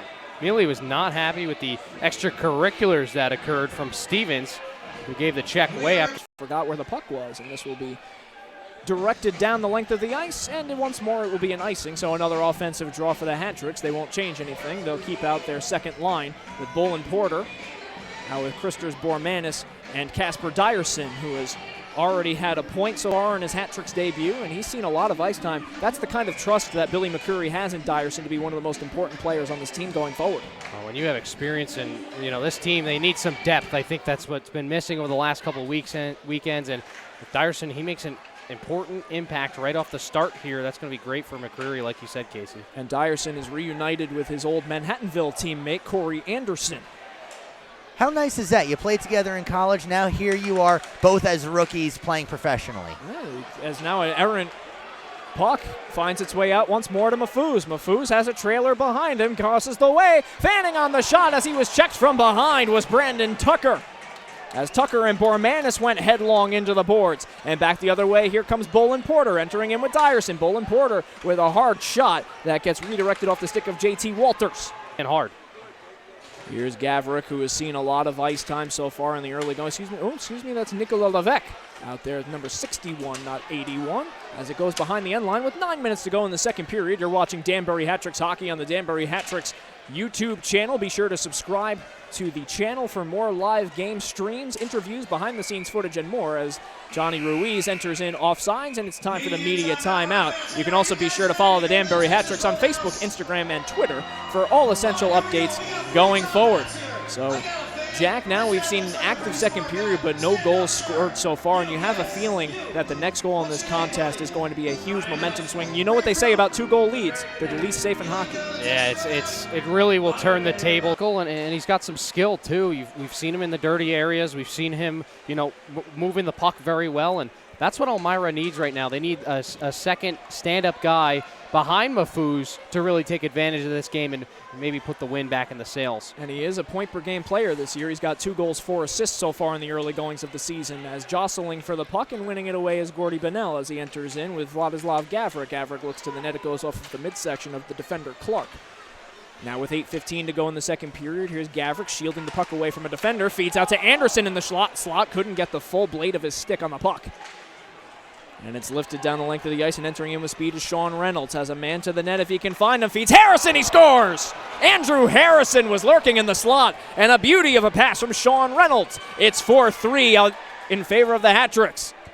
Well, you know, the Danbury defense, they're allowing the enforcers to get behind them. We've seen it with Ahmed Mafuz a couple times already. Now we see it with this second line for Elmira. They have to get tighter defensively. They have to keep all 5 Elmira skaters in front of them. They do not do so in that case. It's a 2-on-1. It's a pass in front. It's an easy shot. And Dylan Kelly, he got a piece of it, but not enough. And just like Elmira head coach Brent Clark said, there's still plenty of hockey. This is only a 1-goal game. And you know what, Jack? That's another shot that slips through the 5-hole of Dylan Kelly. Yeah, that's been his one weak spot in this game so far. I think he's been great everywhere else. That's going to be obviously something to work on moving forward, but for Elmira, you got to love that response. I mean, they've been fantastic on the counterattack at this entire period. Right there, they get an odd man rush chance, and they're unable to block right in the slot area. Well, since the replacement of the goaltender, the enforcers are winning the game 2-1. It's just falling down in that 3-1 hole that really sank them. As entering in, back in on the left side is Yates. Yates wiring it down low, intended for number 57, Yarwood. Couldn't connect with him. There's 7:30 to go in the second period, and we've got ourselves a hockey game. It's a 1-goal differential between the enforcers and Hat-Tricks. Enforcers trying to claw their way back from what was once a 4-1 hole, as taking a swing and miss is Phil Bronner. Now here's Yates turning around from the penalty box and skating in ahead by himself. Able to hold the toe on the line was Brendan Hussey, and now it's taken away, and entering in is Sam Williams. He'll elect to dump it in deep and let Nicola Levesque chase behind the end line. Levesque is in all alone as the Hat-Tricks are going off for a change, as will Levesque. Now carrying up is Yates, feeds Hussey. Hussey up to Skropolis. Skropolis behind the end line, collides with Johnny Ruiz in deep for a forward. And he plays that full 200-foot game, and now a pass intended from Matthias Kasich. Kasich pokes it away, has a stick tied up in his midsection, and he's able to draw the penalty. So now Kelly to the bench. We'll have ourselves a delayed power play for the Hat-Tricks as Kasich crosses the way to Freeman, and he's unable to field the puck cleanly. But we will have a power play coming up for the Danbury Hat-Tricks as the stick came up into Kasich's midsection, and another savvy shift by Matthias Kasich. And now Danbury gets to go on to their 4th power play opportunity. They're 0 for 3. But gentlemen, as we discussed during our pregame, Danbury needs to play a full 60 minutes. I'm not sure if I'm seeing that from them here in the second period. They've been on their heels. They've surrendered a goal now. This power play, it presents an opportunity to get the momentum back in their favor. Yeah, you got to be aggressive here. You got to find open opportunities, and you got to look for, I think, number 27. I mean, he's been in the right scoring places. He's been knocking on the door all day long, or this guy taking the face-off as well, Johnny Ruiz. It'll be Ruiz out there with Bormanis and Bronner on the forward lines. Levesque and Gonzalez will complete the 5-man unit. It'll be 2 minutes assessed to number 91, Glenn Patterson. Winning the draw is Ruiz. Back to Gonzalez at the point. Now crosses over to Levesque as Bormanis posting up on that far side circle. They find him. Bronner setting the screen in front. Ruiz at the bumper in between the hash marks. Here's Gonzalez in the high slot. Down to Levesque. Over to Ruiz. His shot off a defensive skate. Rebound by Bormanis is steered aside. I believe that one, too, was blocked in front by Walters, who has a couple of black and blue marks on his body so far today. Gonzalez in the high slot. Directs it to Bormanis, feeds Gonzalez for the one-time shot. That gets through to Young. That one stopped. Levesque has a stick in his midsection, and they score! Johnny Ruiz! Power play goal! What I tell you guys, Johnny Ruiz, he's an impact player. Right there on that shift, he rotated over to that far side circle, and then he sees the puck's loose. Phil Bronner's down low, working hard. Puck remains loose, and I think it was Bronner who thought there was a penalty. He might have gotten hooked on the way in. Everyone's kind of standing around. They're like, what's going on here? And Johnny Ruiz jumps on the puck. It was Levesque in front who was taking a stick to the midsection. He immediately started protesting, but by throwing up his arms and hindering the play in front, it allowed a yawning net mouth for Johnny Ruiz. Usually you're not expecting a distraction to lead to a goal like that, but that's exactly what happened. The shot comes from the point. Levesque's looking for the call. It's not coming. It's not coming. Meanwhile, Ruiz, he's just concentrating on the puck, and he finds pay dirt. Well, it's Johnny Ruiz finding the back of the net. He, too, has his second goal of the game, and an answer right back. The Enforcers chip it home. It's Kyle Stevens. And what have we said about shifts after goals? It's the Elmira Enforcers answering right back at 5-on-5. We saw Danbury do that with their third goal of the game, responding immediately after the Elmira goal. Here, Elmira is able to respond right after the power play goal by Danbury. They take away that momentum that the Hat-Tricks were building, especially with that goal from Ruiz. And once again, we've got a one-goal game. And folks, for those of you watching at home, you've tuned into a good one. It's been the Achilles heel, that backdoor pass all season long. It has been right there for teams. And if you're watching games, you know, you're doing scout film on the Hat-Tricks, that's the play you want to target against these players. And it's the kind of thing that head coach Billy McCreary and company have tried to fix. And they've brought in some new faces on the defense, but it just looks like they all kind of have to gel and start getting on the same page. And also you have to start getting healthy because you have Martin Tuma, who's added to the blue line. Steve Brown is not healthy in the lineup tonight. Cruz Listmeyer not healthy, not in the lineup tonight. So you're missing a few key players on that blue line, and it's leading to a high-scoring performance here tonight at Danbury Arena. As back to retrieve in his own end is Martin Bryce, and he looks up, Bryce Martin. A little dyslexia there on my part. As he enters in on the right side, flips it to the net, and Kelly is able to stymie the puck and hold on to it. No, catching a stick in his mouth is Kyle Gonzalez in front. And we've seen a couple of players on both sides kind of get hunched over, catching some lumber into the teeth, and I hope they got some good dental work.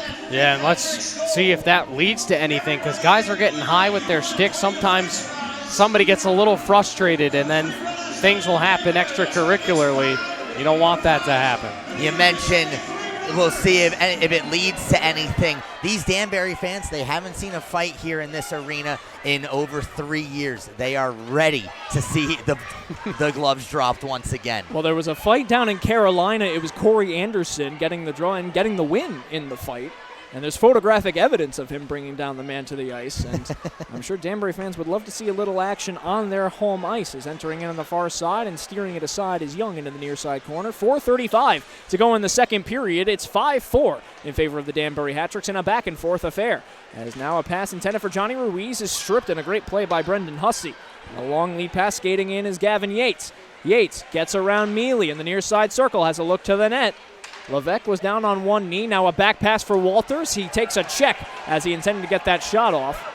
And Mealy will meander his way over to the right. The Hat-Tricks needed to change. They did have a few numbers up ahead, but they elect instead to play it safe and go for the change. And that all happened because of Steve Mealy and his back check. He was the lone man in the defensive zone. He was able to create that turnover there and just hold off the shot just enough so the Hat-Tricks could get back in their own end. You almost wish it wasn't Mealy who was the player who was furthest back for the Hat-Tricks, because then at least he would get back into the play and it would be 2-on-2 going into the Danbury zone. Once again, Elmira is getting behind the Danbury defense. Mealy there was heady enough to realize what exactly was going on. Breaks up an odd man opportunity. But boy, Elmira, they know how to get around this Danbury defense right now. Faceoff will be to the left of Young. It will be Stevens going up against Corey Anderson. Anderson wins it back. He's been great on the faceoff dot, and that leads to a slap shot by Freeman. That goes right into the crest of the sweater of Joe Young, and he holds onto it. Anderson has been savvy on those faceoff dots here tonight, and that's key in the offensive zone. He's got Gavrick to his left, Bunnell to his right. Completing the five-man unit is Freeman and Williams back on the blue line. Faceoff won by 47, Kyle Stevens, and carrying it up to now the right wing of his own end is Whitcomb. Whitcomb has it pop up into the air. Anderson has to skate back to retrieve, has his stick tied up, and it looks like it'll be a penalty going against Anderson as a high stick as he went for the puck, and Anderson pleads his case, but nothing doing. And it will be a power play opportunity for the Elmira Enforcers, who now have a chance to come even since the first time since 88 seconds into the game. Anderson is claiming that Brandon Tucker lifted his stick into his own face, and even if that might be true, you're still responsible for keeping control of your lumber. Anderson will sit for 2 minutes, and now with 3:38 towards the end of the second period, once again, we see Elmira on the power play. They were able to score one with the major power play. A goal here on the power play ties things up. You've got Hudson Michaelis taking the draw. He's got a goal scorer, Andrew Harrison, to his right. Out to the high slot it goes. Now Mahfouz looking for the shot attempt on the near side post. The post was knocked off its mooring, and we'll get a quick whistle. And those who are concerned about the 5-hole, well, Kelly did a good job there. Just stop that rolling puck from getting any deeper, but that's where you want to be right there. If you can step in, especially a left-handed shot on the near side post, turn a little bit and stick it in between the wickets. Yarwood with a shot that goes off of the stick of Levesque and bounces out to the high circle. Now behind the net, Mahfouz has Michaelis to his left and a man to his right in Skinner. Yarwood is lifting his stick a little bit, waiting for that one-timer. 1:35 to go on the power play. 3:13 to go in the second period. Here's Skinner with a shot that finds a defensive stick. That was Phil Bronner getting in the way of that shot. And we get a cover with 1:30 to go in the power play. Not much movement on the Enforcers' power play so far. You saw the passes going back and forth in the same area. Without the rest of the Elmira power play unit moving around, opening up new lanes, it's easy for Danbury to defend. Face off to the right of Kelly, won by the Enforcers. 3 minutes to go in the second period. Here's Skinner, looping around behind for Michaelis, now back to Skinner. They play hot potato with the puck. Who wants it? Who wants it? It's Michaelis switching places with him, now crossing the way, intended for Mahfouz. It's intercepted by the Hat-Tricks, and Mealy trying to pass it to his right, and he fanned on the passing attempt. It rolls off of his stick, a bouncing puck on that center ice. Now here's Mahfouz turning around and entering into the offensive zone. Mahfouz with a forehand shot that's blocked by the legs of Freeman with a minute to go on the power play. 2:35 to go in the period. High slot, Yarwood dishes it to his left for the one-time shot that's shanked wide. Here's Michaelis again on the near side point and has Bolin Porter in front of him. Bolin Porter and Dyerson are the two penalty kill forwards out for the Hat-Tricks, pressuring the puck carrier. Here's Mahfouz. Patiently passing the puck to Harrison, couldn't get the meat of his stick on the puck. It went off of the heel, and it will be cleared down with 30 seconds to go on the power play. 2:05 to go in the second period. Milling his way out into the neutral zone, now sliding it to his right. It's taken away once more by the Hat-Tricks, and there's Phil Bronner clearing it once more with 15 seconds to go in the man advantage. And Bunnell had his stick tied up in the midsection of Gavin Yates, and that will be a hooking call going against the Hat-Tricks. So just as the one penalty expires, as now a rebound is tied up into the skates of Kyle Stevens. 1 second to go in the penalty to Corey Anderson, but as soon as he comes back out onto the ice, they have still 2 more minutes to go, and that'll take us to the end of the second period if there is no scoring. Not the way Danbury wants to finish this second period, as the march to the penalty box continues for the Hat-Tricks. It's a 5-on-3 right now. Yes, it's only for a second, but this face-off is so important. No surprise that they've got Johnny Ruiz out there to take it, because Elmira, if they can operate quickly off of this, they have a great opportunity. It allows you to set up a play, because Anderson still has to skate from the far side neutral zone before he's able to rejoin. And a good move by Johnny Ruiz. He wins it right back to Dylan Kelly, who freezes it, and they'll get a 5-on-4 face-off now, so no opportunity, a chance squandered for the Elmira Enforcers to get something going, and a good job by Ruiz on that face-off dot. Well, he'll get another opportunity here, but a good, smart play by the goaltender, Kelly. You get the whistle, you get another player out on the ice. Williams crosses the way to Kyle Gonzalez, unable to clear. It's kept in at the point by Mahfouz, who will amble his way in on the near side midboards. He's in on Johnny Ruiz. Kyle Gonzalez also squared to Mahfouz. Harrison is in the blue paint, setting the screen. Yarwood's shot is blocked by the skates of Casper Dyerson. He'll skate it out into the neutral zone, but no further. Now here's Johnny Ruiz, able to chip it up to himself, and a hard check on Dyerson. He's brought down to the ice with no call. Ruiz sends it back out into the neutral zone and able to kill some precious seconds as we approach the final minute of the second period. Here's Young leaving it behind, sends it out into an area. Johnny Ruiz is out very deep on the penalty kill. Final minute of play with 1:15 to go in the power play. If there's no scoring on the part of the Enforcers, they will carry the power play into the third period.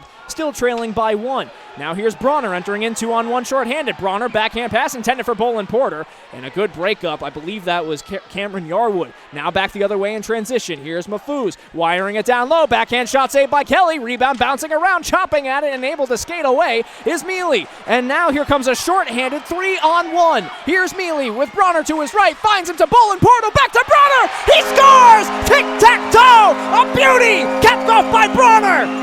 And the Hat-Tricks get a shorty!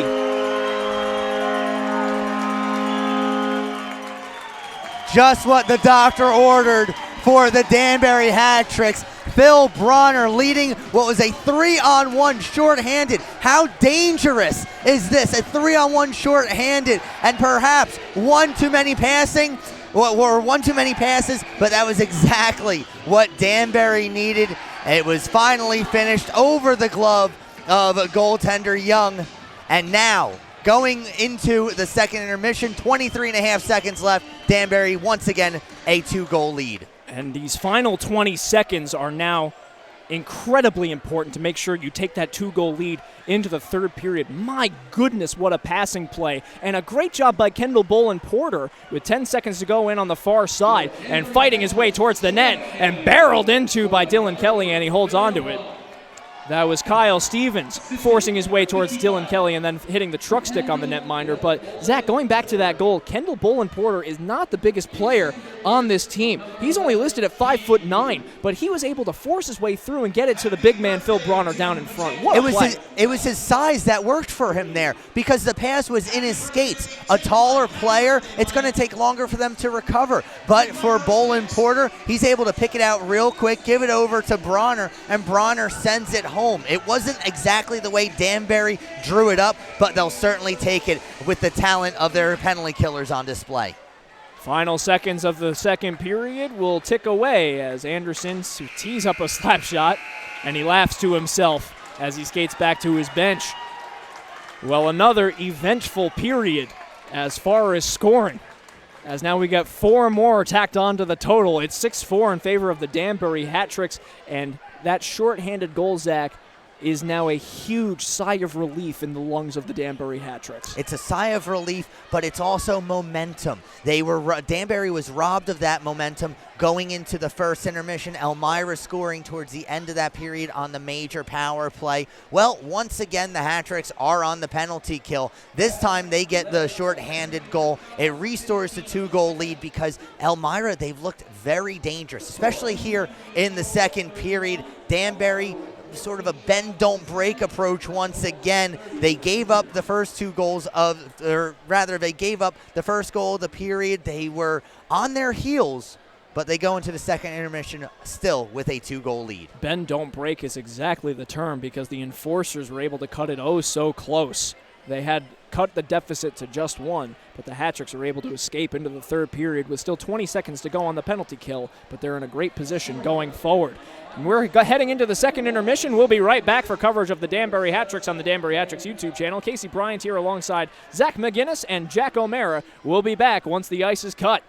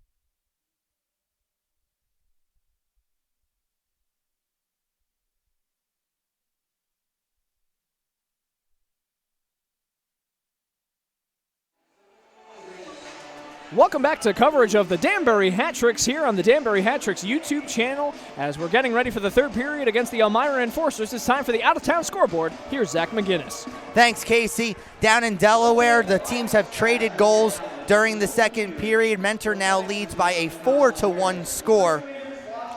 Meanwhile, in Port Huron, the Columbus River Dragons, 3 goals in the second period. They have a 3-2 lead over the Port Huron Prowlers. Out in Battle Creek, the Watertown Wolves, a 4-1 lead over the Rumblebees at the end of 2 periods of play. Battle Creek still looking for their first victory of the season. Tyler Jurich with a power play goal just a minute 10 seconds into the second period to give Watertown what at the time was a 3-1 lead. They're up 4-1 right now. And down in Carolina, the Thunderbirds have a 2-1 lead over the Danville Dashers. They're through 2 periods of play. Jan Salak, a former Danbury player, a former Brewster player as well. Right now, the difference in that game. And Casey, we had 4 goals in that second period. It makes you wonder how many we're going to have coming up in the third. Well, it's been active all night, Zach. We had 6 goals scored in the first period, another 4 scored in the second, and it's the highest scoring game so far, tied for it, highest scoring game in Danbury Hat Tricks history with 10 total.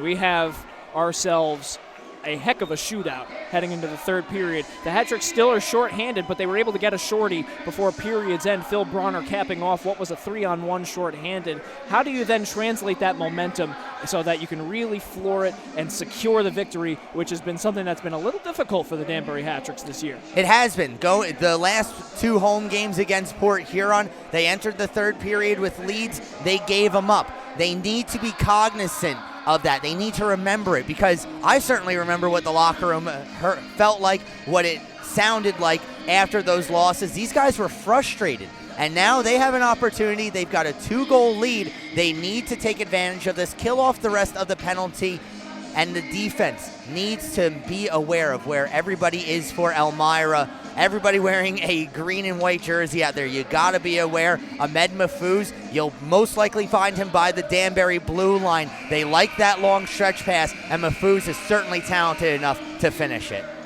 And while the Danbury Hat Tricks will have a friendly crowd cheering them on here into the third period, a crowd of about 1,500 walking through the doors here in the Danbury Arena. They've been very lively here tonight. The Putnam Youth Hockey Program is here in the crowd. Tomorrow night is Firefighter Appreciation Night. Complimentary tickets were given to all local firefighters, and they'll have a pregame party as well at the Rabbit Hole Bar and Grill in Danbury Arena. For those Danbury fans who are watching tonight, perhaps on the fence of coming out tomorrow night, get your seats today at danburyhattricks.com/tickets. We're getting ready for puck drop here in the in the third period. 20 seconds to go in this power play for the Elmira Enforcers before Gordy Bonnell is able to rejoin the ice.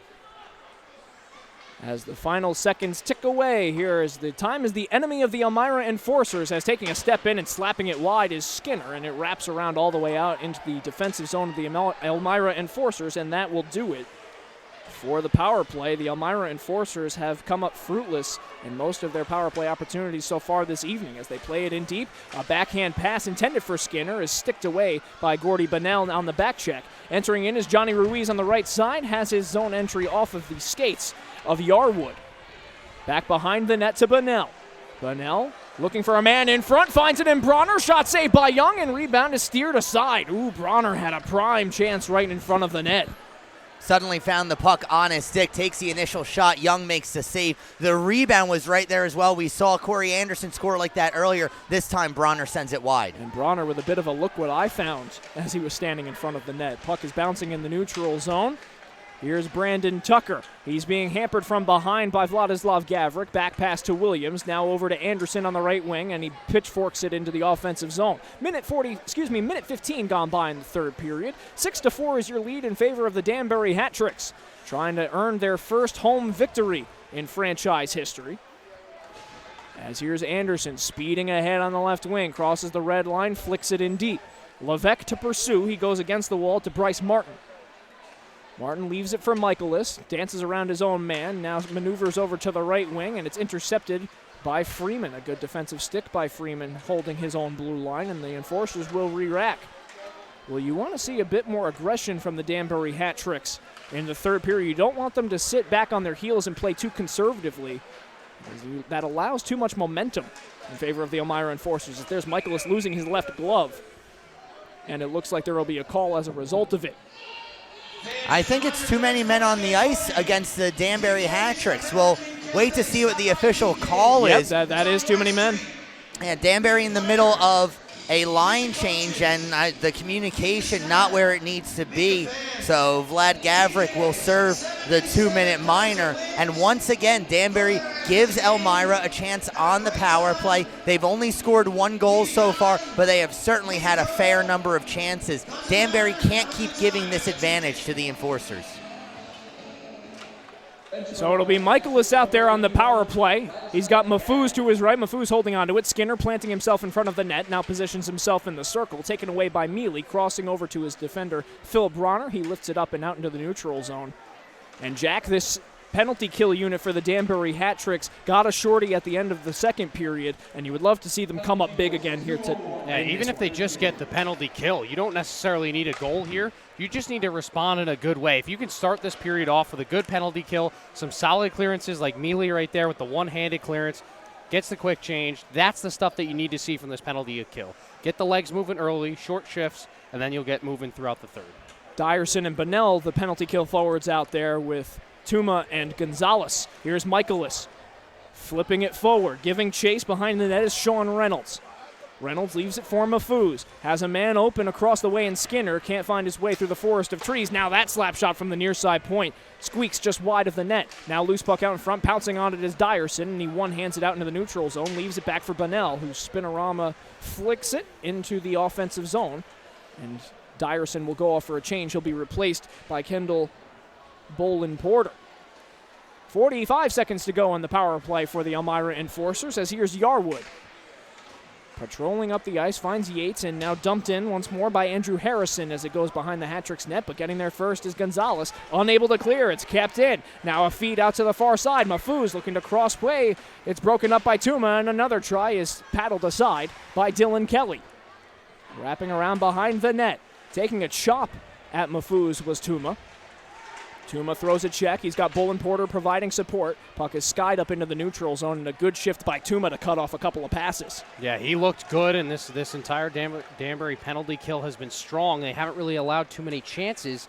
It's Sean Reynolds' blast that was the closest one, and then a good steer-aside save by Kelly with his right pad. Back to 5-on-5. Here's Harrison looking for the wraparound try, but Kelly was able to get over to the near side post and stymie that chance. Here's Harrison once more on the near side midboards. Has it hop off the stick of Mafuz and over towards Kelly on the near side post, and he'll hold 4 minutes, 16 seconds gone by in the final frame.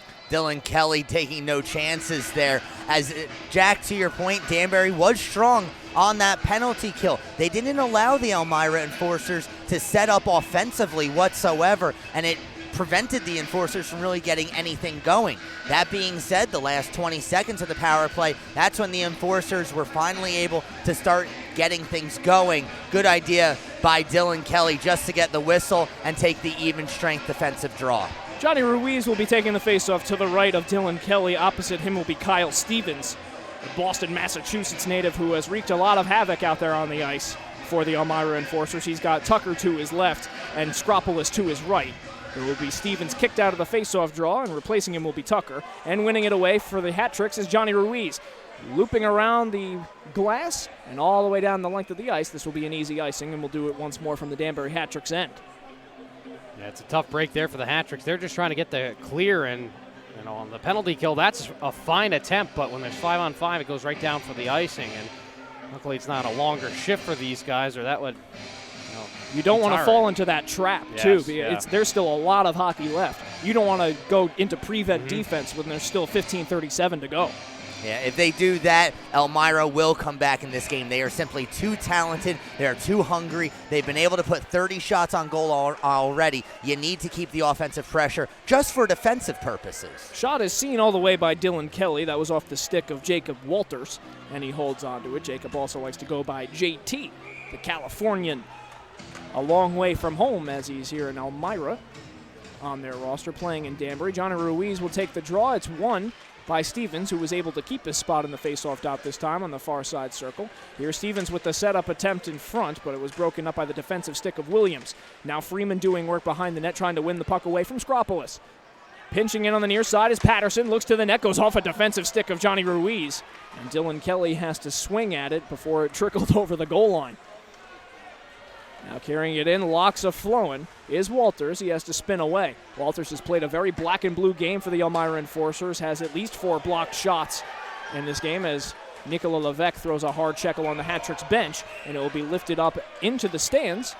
And we get a race for the puck. Who wants it? It's picked up by a young man in the front row. That's a nice thing, especially having the youth groups here. You see a puck go out of play. You know, for baseball fans, they get their first foul ball. Well, for a youngster at a game like this, you get a puck and it lands in your lap like that in the seat. That's a memory you'll keep forever. The bad thing is the Hat-Tricks will go back down to the penalty kill here because it's a delay of right game. out of the play. It is delay of game on Sam Williams. So while it may be a good souvenir, it is a kiss of death for the Danbury Hat-Tricks. Every rose has its thorn, as they say, and now here comes Mafuz back to work for Elmira, who have had a number of chances on the power play but have been unable to convert so far, as Mafuz's chances goes off of the cage of Dylan Kelly's mask, and down the length of the ice it goes. Officially, this is Elmira's 7th power play. They're 1 for 6 so far.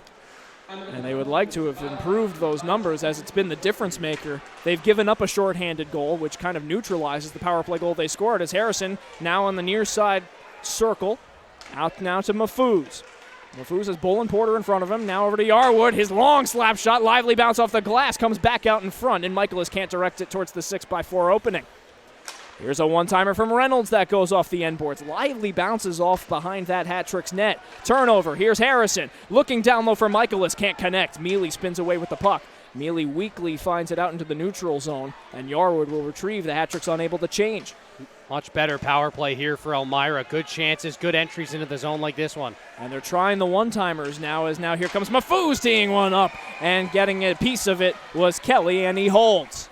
Well, I'm never surprised Ahmed Mafuz elects to shoot. If he took an extra second, he had Sean Reynolds. We've talked about that backdoor play the entire game. That's exactly where Reynolds was going. Mafuz, at the end of his shift, he's been out there for 1:06. He launches one on goal. And yet, it is Ahmed Mafuz. He stays out on the ice.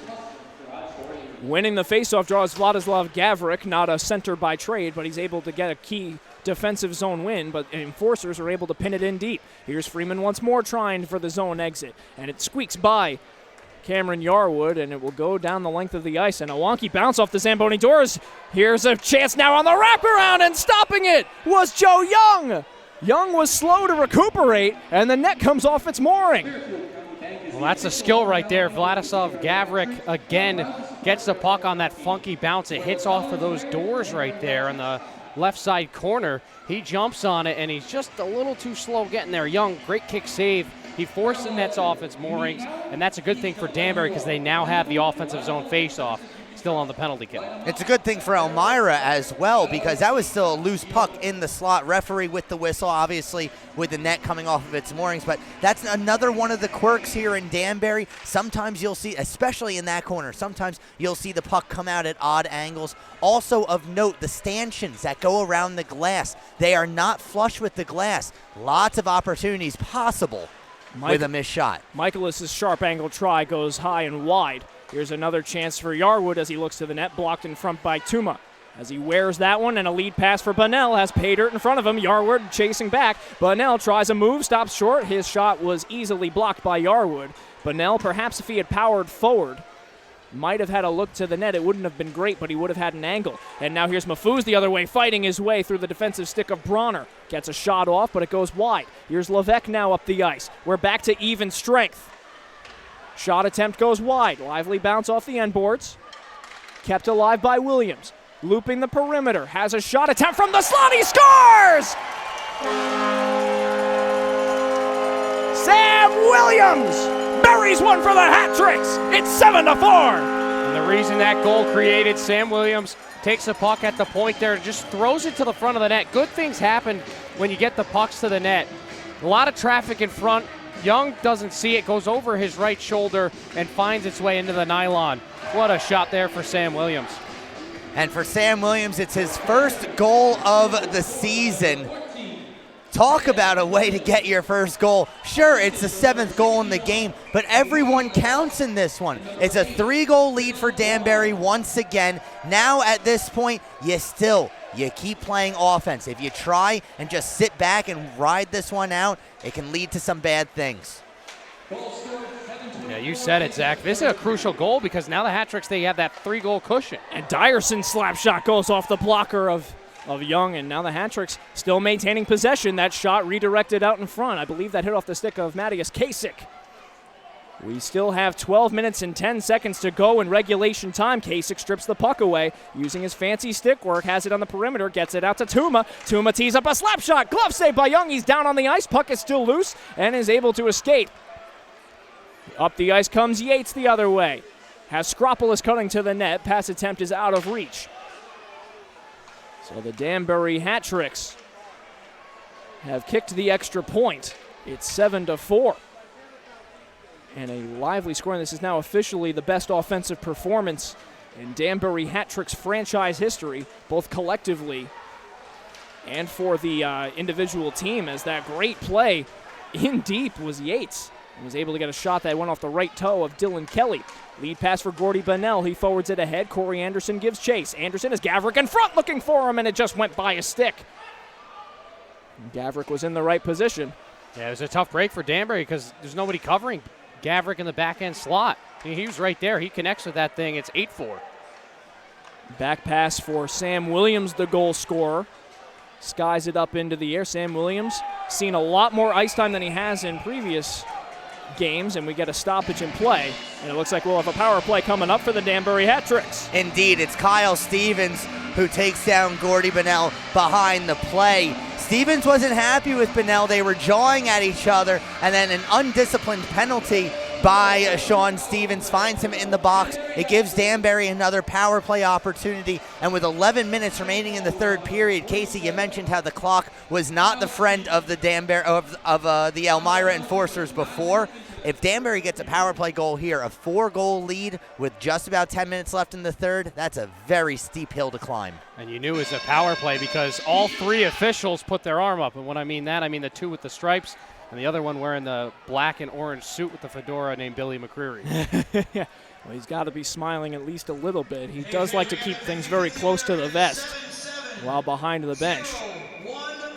Johnny Ruiz will be taking the draw. He's out there with Bronner and Bormanis. Gonzalez and Levesque complete the 5-man unit. Faceoff is won by the Enforcers, and they clear it down the length of the ice.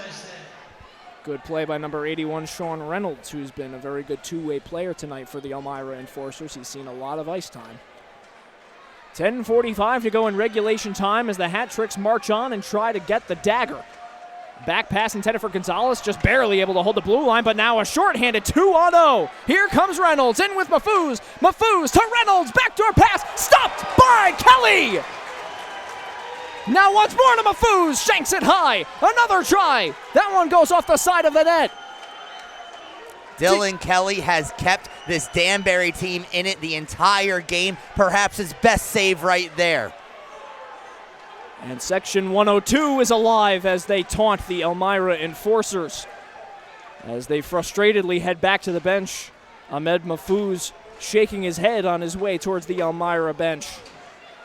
Okay, see, I told you before, these Danbury fans, they certainly have their own feelings for whatever team is calling Elmira home. We're starting to see some of that here. 50 seconds to go in the man advantage for the Danbury Hat-Tricks. Here's Mealy up the gut of the ice, looking to the net. That one's blocked by the stick of Walters. Another blocked shot for Walters. Walters with an exit pass intended for Hussey. Has it pop him into his midsection, and now another shorthanded try. Here's Skropolis, hampered from behind by Gavrik. Loses the handle on the puck, takes an open ice hit. Good job by Dyerson to knock him off the puck. That's the play that Danbury needs. You haven't seen many hits thrown in this game by the Hat-Tricks. Well, you certainly would like to see less open ice while you're on the power play. There's still 20 seconds to go, and they've had 2 different rush opportunities. But now here's Dyerson looking to the net, and diving and getting a stick on it was Walters. Dyerson's had a really great debut here for the Hat-Tricks at Danbury Arena. I mean, he's been all over the ice. He might not show up a lot on the score sheet. I think he's got at least 1 assist tonight. as we confirm with the official scoring. But, you know, he's been all over the ice, and I think he's had a really, really impressive debut. And another shot right there. He gets just a jolt up into the netting there. Good opportunity, though, and a good scoring chance. The important thing for Casper Dyerson, though, is going to be consistency. It's his first game. You have the adrenaline pumping. You're in front of a great crowd here at the Danbury Arena. But how does he play tomorrow? How does he play next week? And how does he play when Danbury goes on the road? We'll find out, but this is a great start. Gonzalez with a slap shot. It goes off of the heel of his stick. Final seconds of the power play. 2 seconds and 1, that will do it. Still keeping it alive in that shot attempt is stopped by Young. 8:50 to go in the period. Backdoor pass intended for Bolin Porter is behind him. Can't connect. Here's Kasich. Out to Gonzalez. Crossing the way to Tuma. Looking to the net. Redirection just wide. Into the near side corner it goes. Bolin Porter collided with Young. Young has to adjust the net. Here's Kasich. Trying to get around a defender. Has a stick into the midsection. Goes down to the ice trying to nurse a call, but he's right back onto his feet. Kasich keeping the puck alive. Kasich so strong with the lower body. Bolin Porter calling for it in the slot. They can't connect. Tuma down low to Kasich. Kasich with a sharp angle try is fought off by Young. A rebound try by Bolin Porter goes wide. And a hard check by Kasich gets a roar of approval from the Hat Tricks faithful. Shipped over to the far side corner. Trying to escape is Yarwood. Crossing the way now over to Whitcomb. Whitcomb and Yarwood trying to find some open space. They'll simply send it out down the length of the ice. Will it reach for an icing? No. Williams will cut it off before the end line. 7:50 to go in regulation time as the Hat Tricks are inching closer to their first home win, but turning around is Yates. Yates trying to get around Freeman. Good defensive play by Freeman to keep in front of the man, and is able to break it up. Williams charging ahead on the left wing as Ruiz to his right is met by a defender. Levesque comes in off sides and kicks the puck. And we have reached the media timeout with 7:34 to go in regulation time. I'll tell you what, guys, I think the biggest thing tonight has been the forward unit. Obviously, the scoring's there, but you look at top down, all of the lines have been effective for Danbury. You look at that last shift between Bormanis, Bolin Porter. They're working hard. Mateus Kasich, I think, has had one of his best games as a Danbury hat trick. And Casey, you mentioned it earlier in the broadcast. He's moved down a couple lines. He's getting a little less ice time, but he looks more comfortable up there. I think we're asking a lot from him in the early stages of this season. I think he's responded well to a little bit of a shakedown in the lineup, and I thought he's played well tonight. Well, you know what? He's still a young player. He's only 22. He may have spent all of last year in Port Huron. He may be an experienced professional, quote unquote, but he is still very much so a young kid. So you want to be putting him in a best position to succeed, and perhaps a middle line role is really the role for Kasich until he grows in this particular culture. And that's exactly the point, until he grows into it, because he certainly has the talent to be a top-line player here in the Federal Prospects Hockey League. Bronner trying to lead the exit from the defensive zone. They're met by Skinner, and Michaelis will dump it in deep. Mealy pursues, as well as Gavin Yates for the Enforcers. Up the left wing wall to Levesque. Bouncing around. Here's Mealy. Behind the net. Mealy has it bounce off the skate of Michaelis, who has been in the way all night tonight for the Enforcers. Seen a lot of ice time, chewing up a lot of minutes.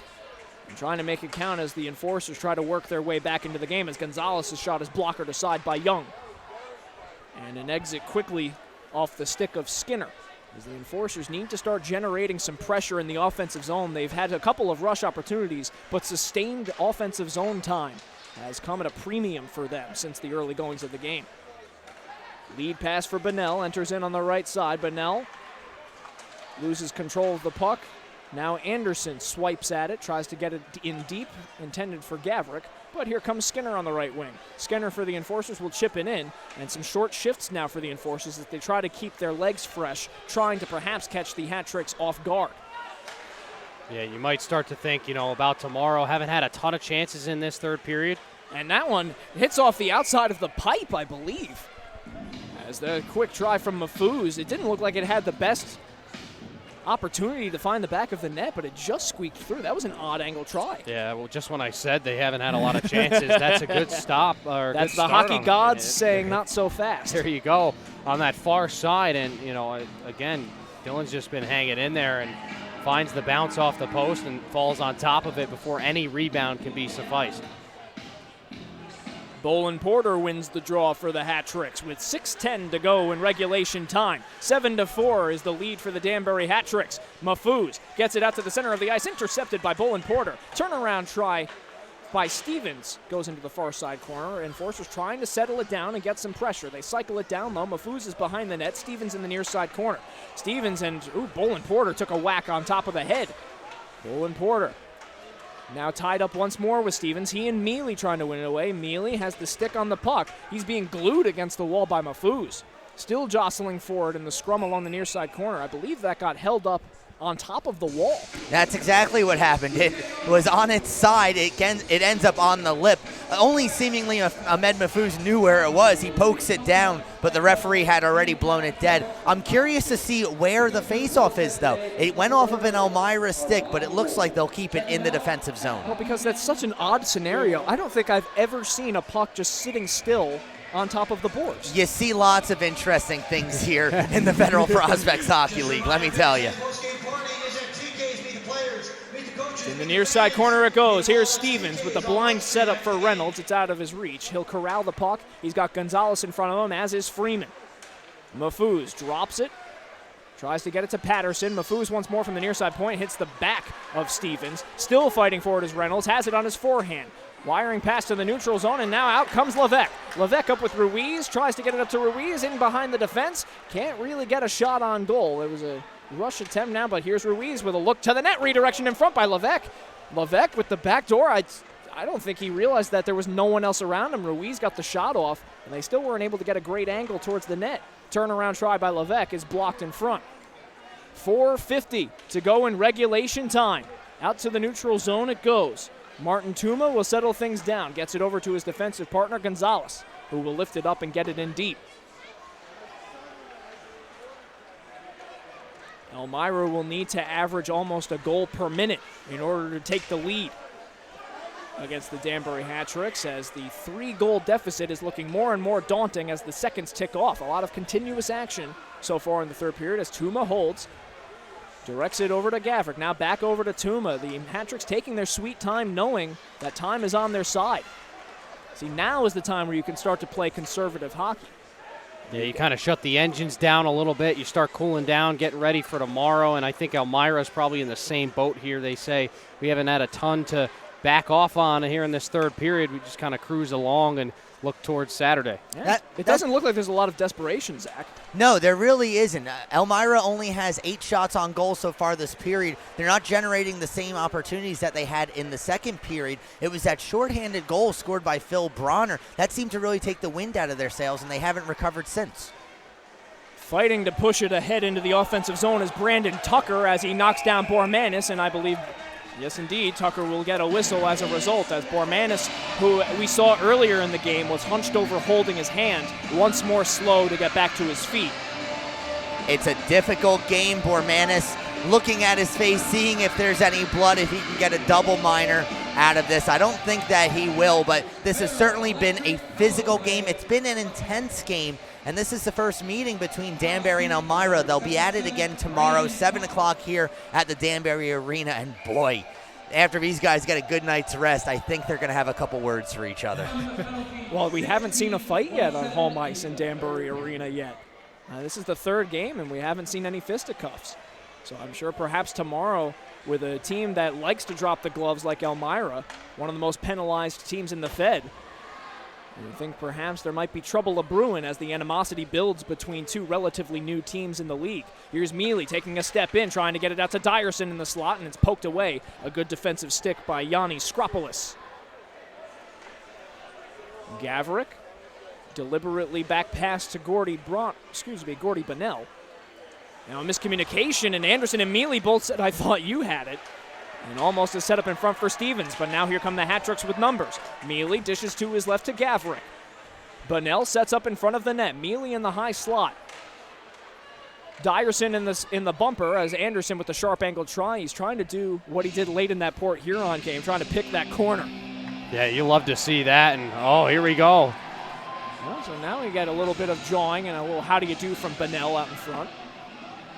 Texas Roadhouse. And that's going to result in a penalty, Casey, but I believe Bunnell's going to go to the box, and I'm curious to see if somebody from Elmira Yeah, will be Walters going. is going as well. All right, so Walters going to the box for Elmira, Bunnell to the box for Danbury. Game getting a little snarl into it. 2:45 to go in the third, a minute 11 remaining on Danbury's power play. And Casey, to your point, while these might be two of the newer teams in the FPHL, they're also divisional rivals this year. Division's new this year to the FPHL. Coming into this game, Elmira in third place with 9 points, Danbury in fourth place with 5 points. Danbury needs to leapfrog Elmira in the standings. They're doing a decent job so far. Faceoff will be to the left of Joe Young, who has been tagged with 4 goals in the evening after he was put in relief. Troy passing him led up the first 3, and they'll be showing JT Walters the door, and he'll get a sarcastic round of applause from the Danbury faithful, 1,500 strong jeering him as he makes his way down the tunnel. Section 102 certainly letting their feelings be known, but JT Walters, his mouth getting a bit of the better of him. That being said, 2:45, sure, he gets a 10-minute misconduct. Bunnell has been tossed as well for Danbury. This is just the referees making sure they maintain control of this game. And that's a big loss for Elmira. If you had any thoughts of coming back in this game, staging a dramatic comeback, you just lost one of your best defensive players in JT Walters. As here's Gonzalez playing it down low and skied up into the air deep by Bryce Martin. It will go down towards Dylan Kelly. 50 seconds remains in the power play for the Danbury Hat-Tricks. 2:20 to go in regulation time. Levesque maneuvers his way to his right, kisses it off the glass. Johnny Ruiz will make his way to the left. Now Gonzalez speeds ahead on the left wing, dumps it in deep.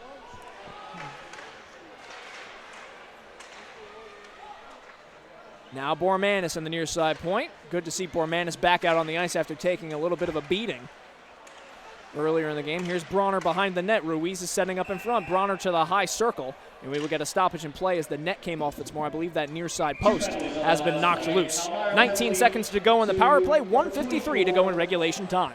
Yeah, that's a tough break. And Anderson wins it back. Anderson has been very strong on the dot. Here's Dyerson. Looks to his left and finds Bolin Porter, taken away and trying to shovel it out of the zone as Patterson, but kept in by Gavrick.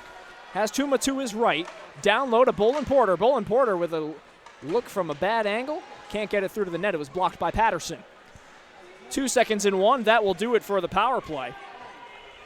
We're back to 5-on-5. Minute 30 to go in regulation time. Bolin Porter blows a tire, and it will be picked up by Martin, as he'll simply lift it up into the air into the neutral zone, squaring up a hit with Skropolis as he staple guns Tuma along the Hat-Tricks bench.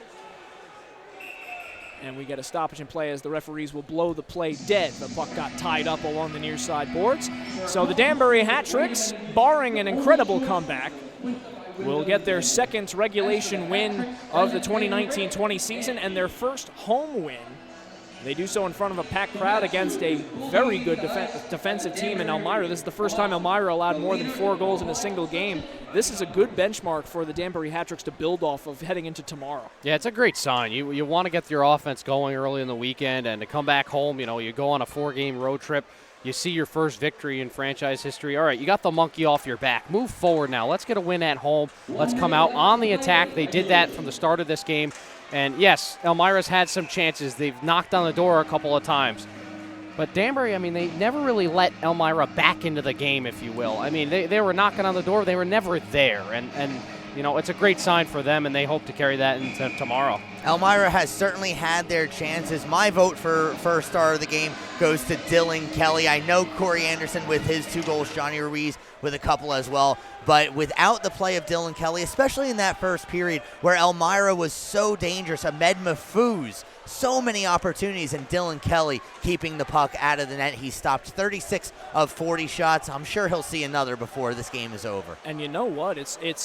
It's almost funny to say, because when you allow 4 goals in a game, you kind of shrug your shoulders and go, all right, par for the course. Well, Dylan Kelly has had to make some difficult saves. It's all about the high danger scoring chances, which he's been able to stop. 25 seconds to go in regulation time. Mealy will hold. He's smoked out from behind the net by Michaelis.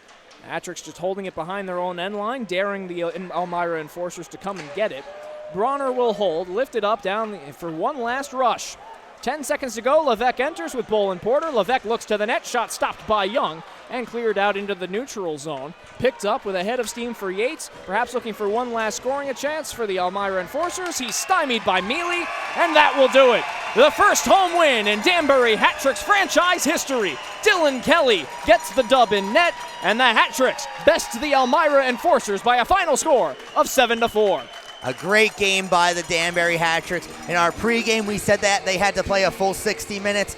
They played a full 60 minutes in this game. Jack, to your point, they jumped out to an early lead. Elmira, they certainly tried to climb back, but the Hat Tricks, they're starting to develop that killer instinct. We didn't see it against Port Huron in the first weekend of the year. The Prowlers came back, they won in overtime. Here, the Hat Tricks, in front of a great crowd at Danbury Arena, they take care of business. And they did it with missing pieces, too. I mean, we saw Cruz Listmeyer. He was unavailable today.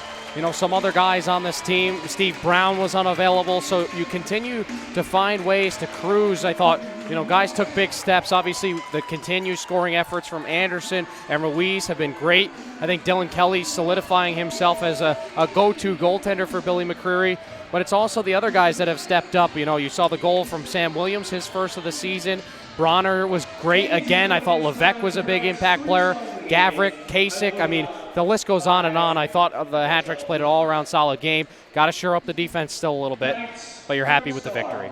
Now going forward, the question for the Hat Tricks is going to be consistency, as we're getting the 3 stars of the game announced right now. Johnny Ruiz with the 3rd star of the game. Phil Bronner, the 2nd star of the game. I hope it's Dylan Kelly first overall, but I believe it'll probably be Corey Anderson. Let's see who it is. Yep, it's Corey Anderson. It is Corey Anderson. Good for him as he sends the fans home happy. Oh, and he's gifting a Hockey Handles barbecue set as tonight's first star. Hockey Handles, a proud sponsor of the Danbury Hat Tricks. Every time the Hat Tricks get a home win, they give out a Hockey Handles grill set. You can get more info on them on the Hockey Handles website.